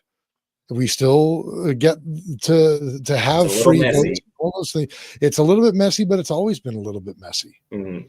I think that it's the woke teenagers and college kids who are crying the death of democracy, the kids who have never been to a country that doesn't have democracy. And I'll tell you, I've been to a couple of countries who don't have democracy, and it irritates the fuck out of me when people say that democracy is dead in this country. The fact that you can still say fuck Trudeau and not disappear, that's a good thing. Yeah. Because I I don't realize how much of a gift you can't that walk is. around. You can't walk around downtown Shenzhen and say "fuck Mao," let alone "fuck Xi Jinping," without disappearing. Yeah. Which, and I think Mao technically at one point, Canadian Forces troops were against his troops back in the day, which is still technically an ongoing conflict, plus or minus a few years. But I think, like, to be quite blunt, people need to grow the fuck up. When I hear those comments, No like, doubt. because I hear the same thing. Like this comes alongside that joke from Trump about we're going to become the 51st state, and I'm seeing people who are politically opposed to the government, which that's fine. Absolutely. I don't like the government. I'm opposed to them. But people are confusing political motives and alignments with patriotism. And I don't like the government. I do not like Justin Trudeau. I make no bones about that. God knows. And I try and confront them every chance I get because that's my duty. I feel like it's my role. That's my job, is to hold them to account, do that job. But the notion that, just because I don't like Justin Trudeau, that I see these people going, well, I would welcome the American troops with open arms. Fucking grow up. Like, this is our country. Yeah. We should be proud of it. If that's the way you've thought, you got to give your head a shake and go, what are you thinking? Because what are you fighting for if you're so willing to throw it away? Yeah. How can you fight for this country and our rights and our property and this engagement, this discussion, this debate, this next election, when you are already saying, I would welcome our American overlords? Like, Well, that's grow the same the actual thing. fuck up. That's the same type of hypocrisy that we're seeing on the other side right now. It's the same type of hypocrisy as in, I believe in personal freedom, and women have the right to choose on abortion, but people don't have the right to choose on the jab, and you don't have the right to own your guns as property. It's a contradictory position, and it's the exact same thing as I believe in freedom and liberty, but I would welcome the invasion of a foreign power simply because I ideologically agree with them. I think that both are contradictory and hypocritical positions. I agree. And I think that's exactly right. We have ownership of our position here. We have MPs. We vote. Yeah. You can go talk to them. You can phone them. You can go into their office, and they have to meet with you if you got the right postal code. Yeah. But and it's messy. It is. And it might not But even be it's not friendly. Pakistan. Exactly. Like, Yeah. I've had some we've been pretty kinda uncomfortable spoiled by conversations with social media. MPs. Big time. We've been And I think- spoiled by our own success like, for the last 50 instant 100 years. gratification. Like, if I can't get what I want right now, it's not valid. Like, no, good work takes time. You ever been 300 pounds and go to the gym and end up much significantly better in shape? Like Ethan Suppley, for example. He used to be a big dude. He's in much better shape now, but that did not happen overnight. People tend to forget that good work takes time. Things are not going to change tomorrow. Well, and the real world is never absolutes either. You're using the analogy of somebody getting in shape. That's not a straight line. No. And It only usually assist takes deals in failure upon absolutes. failure upon failure and rebound upon rebound upon rebound before somebody gets there and finally finds the formula to make it stick. And I think this is a great example of what Christian was saying, because we were talking about how we have democracy in this country, and Christian's like, well, yeah, but what about the Freedom Rally? And I'm like, that's absolutely right. That was a disgusting example of how to take away people's democratic liberties. But that doesn't mean that democracy is dead in this country. That was an example of why we should be diligent to ensure democracy, but it's not the rule in this country.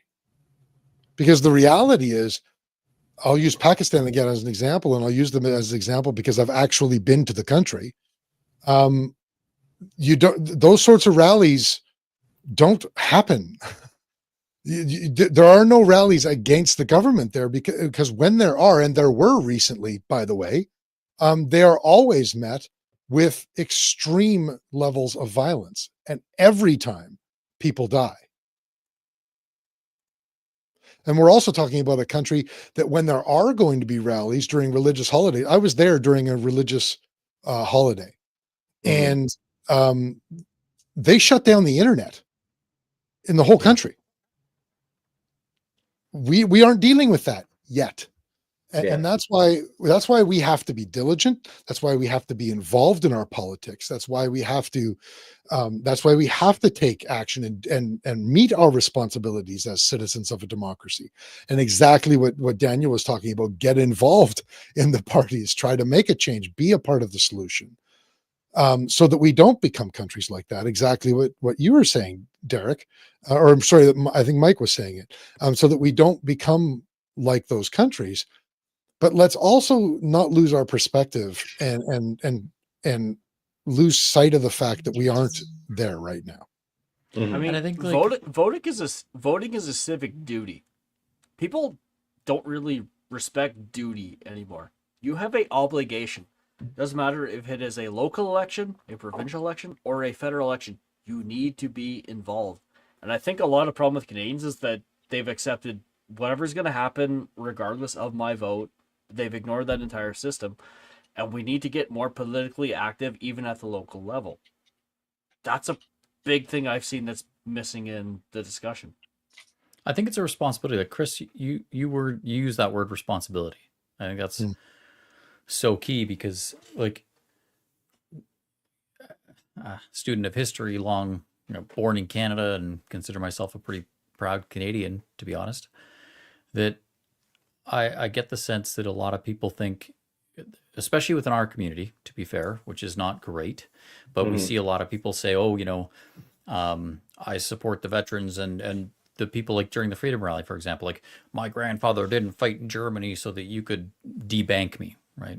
That's fine. He didn't. But you also have a responsibility to your grandfather and the people that came before us that did face some of the adversities that you've seen overseas, because Canada did not start out this way. I mean, Lord knows, like, people were shoved off a ship and died of a famine in the first winter because this was not a great country to begin with. And they fought their way through to make it what it is today. Yeah. And that we owe it. Like, we have a responsibility, to use your term again. We have a responsibility to the generations of Canadians that came before us to not simply say, we are owed this because you guys fought for this country. We have a responsibility to hold this country to that standard, to do what our forebears did, to, the people that you go back 30 years, 50 years, going back to gender issues, that women couldn't vote in this country for a while. We owe it to all the people that fought for these rights and the responsibilities that we carry to continue to do those things. And we aren't doing them anything but a disservice if we don't engage with a government that we admit says, they're not really doing what we think the country should do and has delivered the country to a place it's never been before, economic hardships, all of these bans. Your grandpa isn't going to get out of the grave and come and fight for you again. It's up to us. And That's right, you owe it to him to do this stuff. Like, no one is asking you to get out of a landing craft in Normandy and storm a machine gun nest. Yeah. We're just saying, go talk to your friggin' MP, because it seems like they're kind of operating in a vacuum. And there's this, I do get this overall impression that a lot of people expect their MP to do what their grandfather would have wanted them to do. But it doesn't work that way. We have a responsibility. Rights and responsibilities are two things holding hands. If we want rights, we got to carry the responsibilities. Right. Yeah. And that's the part that I think a lot of our, call it collective, modern generations seem to have forgotten on both sides of the fence. That everybody wants to have rights. The right wants rights and the left wants rights. They're fighting for different rights. But that is something that is actually in common between the right and the left, is that they both want their rights. But too often, both sides forget that you cannot have rights without responsibilities. Rights with responsibilities breed anarchy.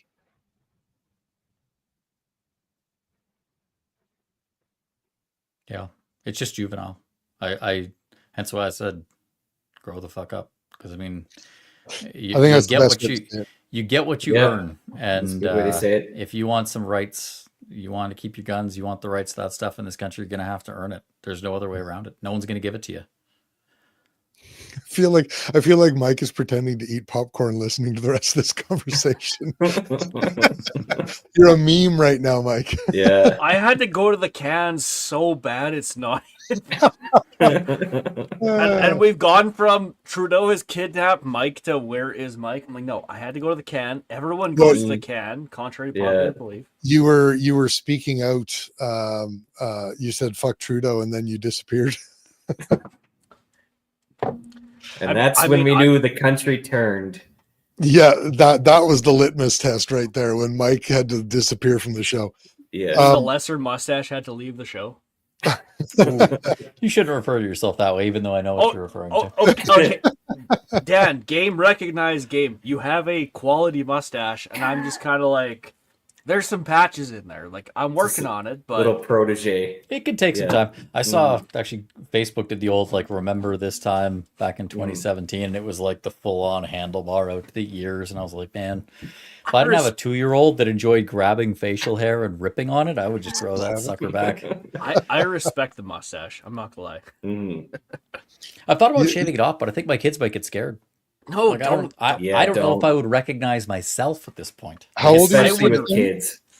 How old? 2 and 4. I was 3 years old when my father shaved his beard, and I don't remember it, but both my mother and my father loved to remind me how badly I freaked out when Dad shaved his beard. So before I got married, this is totally not related to guns. I obviously my hair grows like everyone else's does, and I like to have fun with it. So about 3 months before we were getting married, Wait a me minute. and my I'm wife- sorry. Your hair grows like everyone else's does. Well, I'm sorry for. I guess I'm sorry. I don't want to was call you confusing. ableist, Daniel, because it makes me feel a little bit woke. But A little discriminated over here. I sorry, apologize. carry on. Carry on. It is thinning, if it makes you feel better. So, and it has been for years now, because it's not like this is a stressful job or anything. So I went for a haircut before the wedding, and I was getting it, and she said, "Hey, like how short?" And I said, "Let's just bick the whole head. Just go right back to the scalp. It's thinning. I want to know what my head shape is like." Give you a good idea of what's underneath. Exactly. Show me what I'm coming up to down the road, because it is probably coming. And she asked, "Do you want to shave your mustache too?" So I did the whole thing, and I walked in the door. My wife thought I was just. Powder? I did the whole I did full no hair. Like I just went bick the whole thing, beard, Yeah, mustache, like head. powder. Q-tip. Yeah. Q-tip. Yeah. Wow. Okay. Came in the door, and what I think is the most telling thing is my wife, and this is a direct quote, who I love very much. We'd been together for a long time.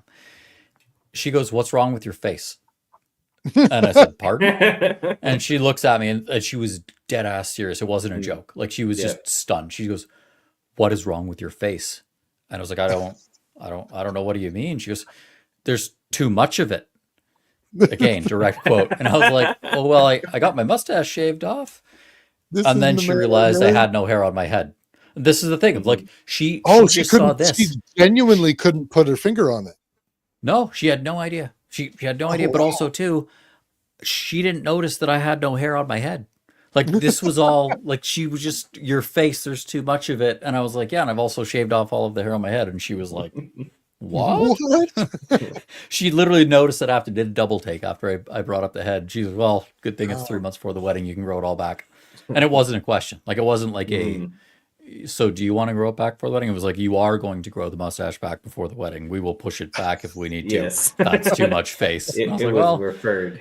Yeah. on one hand, it's a compliment to the mustache. On the other hand, it's a pretty big insult to the face. So That sounds like for her. Charlie Chaplin's kind of gauche at this point, anyways. So for her, that must have been like that Twilight Zone episode where the person wakes up and they've been in this horrible accident and they're trying to prepare them for like, oh, we had to do plastic surgery and it's we want to prepare you before we let you look at your own face and all this. And they unwrap her face and she's just this gorgeous woman. And then it pans out and everyone around her has like a pig face. oh, weird. You That never sounds seen like that classic Twilight Zone no. episode? I haven't seen Yeah. it. No. Oh man, look it up. I don't even know what it's called, but it's one of the ones that I remember the most from the Twilight Zone. But like it's got to be one of those moments where you're questioning your own reality. Like everything looks different. Well, like when your car gets stolen, like you go to the parking lot. Like I don't know if you guys had your car stolen. You go to the parking lot and your car's stolen. And you're like, did I walk here? Did I take step that into bus? an Because alternate universe? you just can't figure out like, Yeah. did someone actually just steal my car? I mean, my uncle, he always grew up when I was a kid with a mustache. He shaved half of it off as a joke one day. Yeah, Like just as a One joke, side. and no one noticed. He was so insulted because he went a full day with he had a mustache like mine. It was a pretty prominent thing, and he literally just went boop off the right hand side, Wow. Not even his wife noticed, his kids, no one. Because What? you just see the face. Like, I think if I You was to do a fill in the video and I other was to shave side. half it off, a whole lot of people would just be like, "That's not a thing. I think he's just got the full mustache. It's a video glitch, whatever." Like, it's, and He mentally, I is think people did that with him. That's Yeah, people funny. could fill in a lot mentally. It's It bizarre. Kind of, it could be sounds like like they should have just let Henry Cavill keep his mustache then. Oh my God, that dude looks so good with the mustache. Let's be honest. That's a good-looking man with a mustache. He did look pretty solid. There's no question about that. Let's like, would any of us not want to look like Henry Cavill with a mustache? Honestly, I actually don't like Henry Cavill's physique. I think he's blocky and weird. He's Superman. He's he's Superman literally because Superman. Literally because Superman. somebody else decided he was Superman. But he's got very short arms and they make him look very blocky. He's got a long torso and short little like anti-gorilla arms. He's a pseudo gorilla. This is that Did you meme. say It's that meme of a anti-gorilla? guy in a basement saying that, like the Sports Illustrated 2018 swimsuit model. Oh, she's got bad kneecaps. Like Yeah. they're kind of wrinkly. Like, my You're not God, wrong. dude. I'll admit that. You're not wrong. But Hugh Jackman, now that's an aesthetic physique. He's a bit old for me, I think. Yeah, I'm okay with that. I guess I would go. We for have gone so far into all kinds of subjects. That It's I didn't think okay. we'd get into. We're 2 hours in. We should probably pull the plug on it anyway. Mhm. Let's Yeah. Daniel. Let's just get your final thoughts on this new ordering council and what you think about it in the future, and maybe something you haven't said, or maybe a message you want to get out to the public that you think that they need to know. I mean, I think I said earlier today I support gun clubs because I think that's going to be one area that gets hit really hard by this stuff. The lack of competition and competitive stuff as a result of this is going to hit gun clubs extremely hard. And they are the nucleus of so much of our community. If we don't, they're one of those things that everyone takes for granted because as I say this, I hope people will think, what if my gun club wasn't there? What if I couldn't shoot at a prescribed range, have my friends there, meet the people I've met? It would change a lot of our lives. It would certainly have changed my life in a big way if I didn't have access to those facilities. And with gun clubs especially, if we lose them, they're never coming back. The nature of current zoning and noise complaints, if you live in a major metropolitan Yeah, it's area and your gun vicious. club closes, it is never going to come back. So keep it open. Some of you, I know times are tight financially. Obviously, my business is impacted by all this stuff, but try and keep your range membership.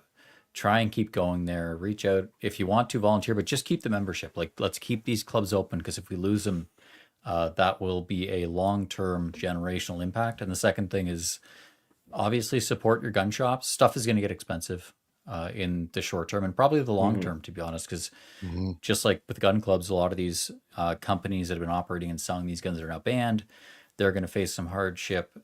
They will still need to make their margins because people have to get paid. People got to make a living. The guy at the gun shop, if he can't sell you a semi-automatic gun, well, they've got to make his salary off of other stuff. And so prices will go up. Please don't get frustrated. I hear it because like I said, my business is this too. So I feel the pinch, but now is the time to pull together, not a time to pull apart and get frustrated and angry and say, I'm not going to have a range membership because I can't afford it. And ammo is up this much. Like we all get it. We're all here.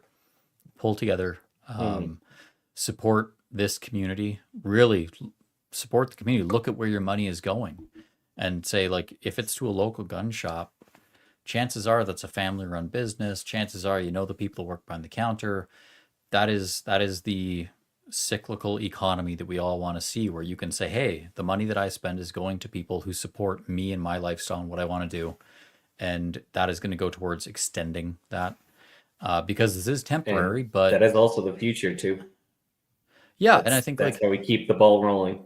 Yeah, if we want to come back to a healthy and vibrant gun ownership community after this election, it's going to take all of us kind of working together to weather that storm, because it is going to be a rocky few months for a lot of businesses, a lot of gun clubs, a lot of us as individuals.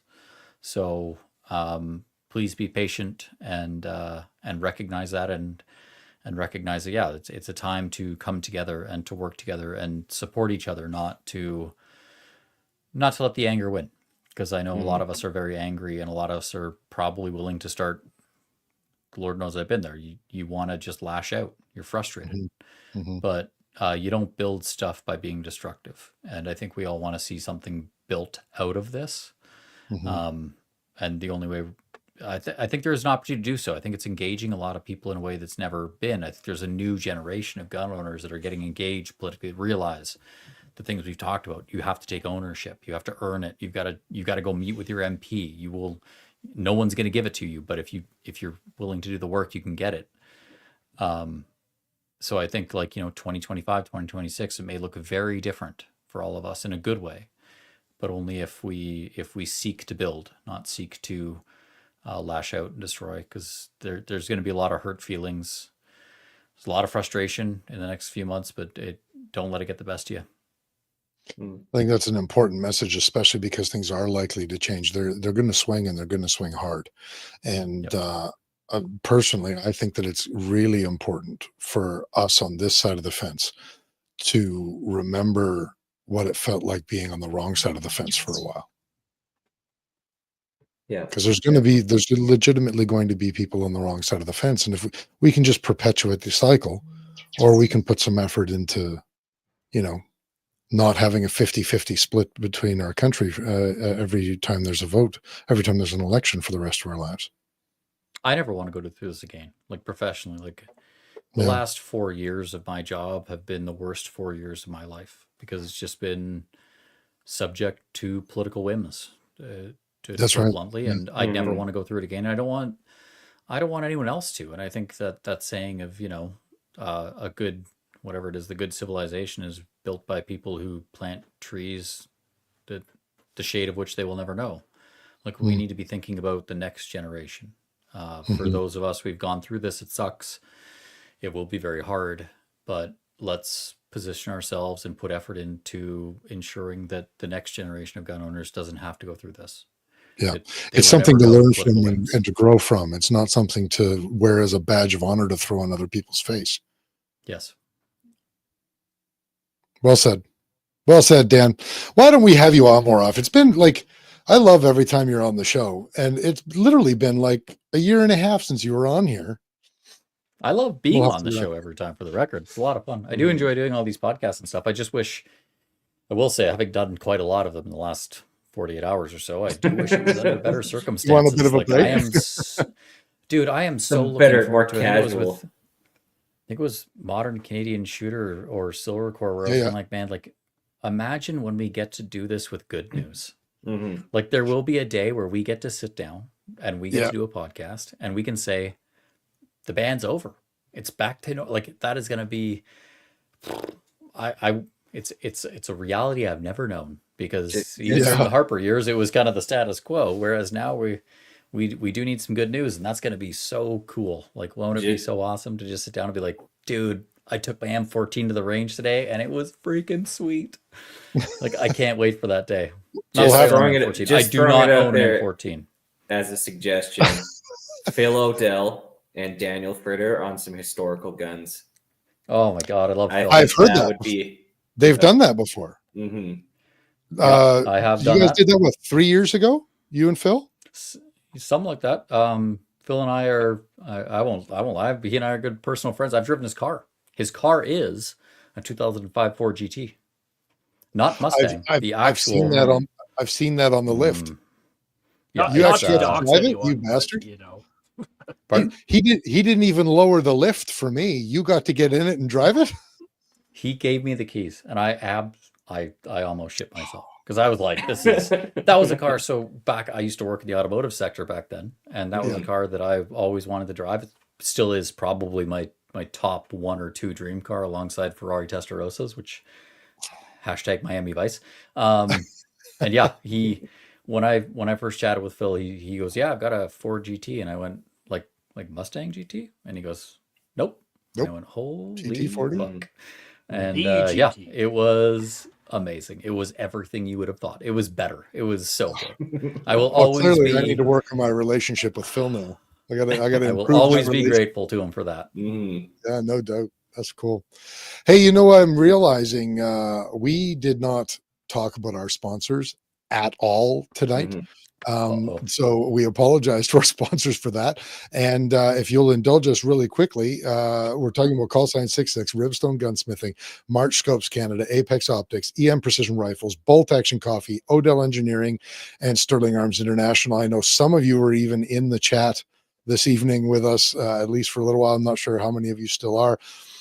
We greatly appreciate all of you guys and your support in continuing to allow us to do this idiotic show and bring people like Daniel on to have these really fun and interesting, well, maybe not so much fun this time as interesting, but it was also fun, 2-hour-long conversations.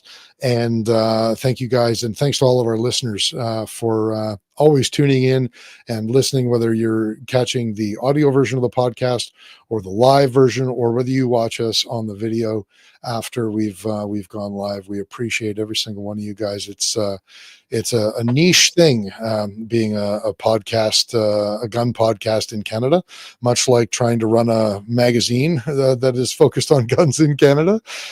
So it's all based on support of the industry. So thank you guys for that. And really quickly before we go, before we seal this one up, please consider supporting us by heading over to storydknives.com to pick up our Gardner knife. We think this is one of the best survival type / everyday fixed blade knives available for a very reasonable cost. We're extremely proud of this little guy. Working the YouTube grind pays less than running a lemonade stand, and doing what we do to try to bring interesting stuff and interesting guests like Dan to our audience takes up almost all of our combined Canada carbon tax rebate checks. Thank goodness we're saving the planet with taxes. So please have a look at a great knife.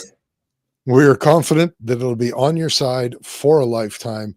It's storydknives.com. Am I missing anything? Uke says our knives are actually pretty tight. Thank you very much for the vote of confidence, Uke. Well, guys, that's going to be it for us for this week. Make sure you guys tune in next week. We do need to apologize to Mark.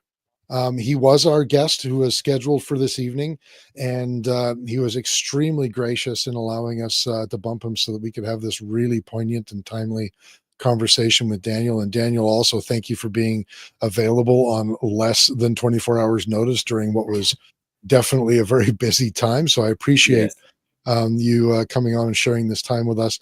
But we will be rescheduling Mark very soon, and tune in next week, I guess. Thanks to everybody. We'll see you all next week. That's the whole industry in a nutshell. See you next week, I guess. Maybe. Yeah.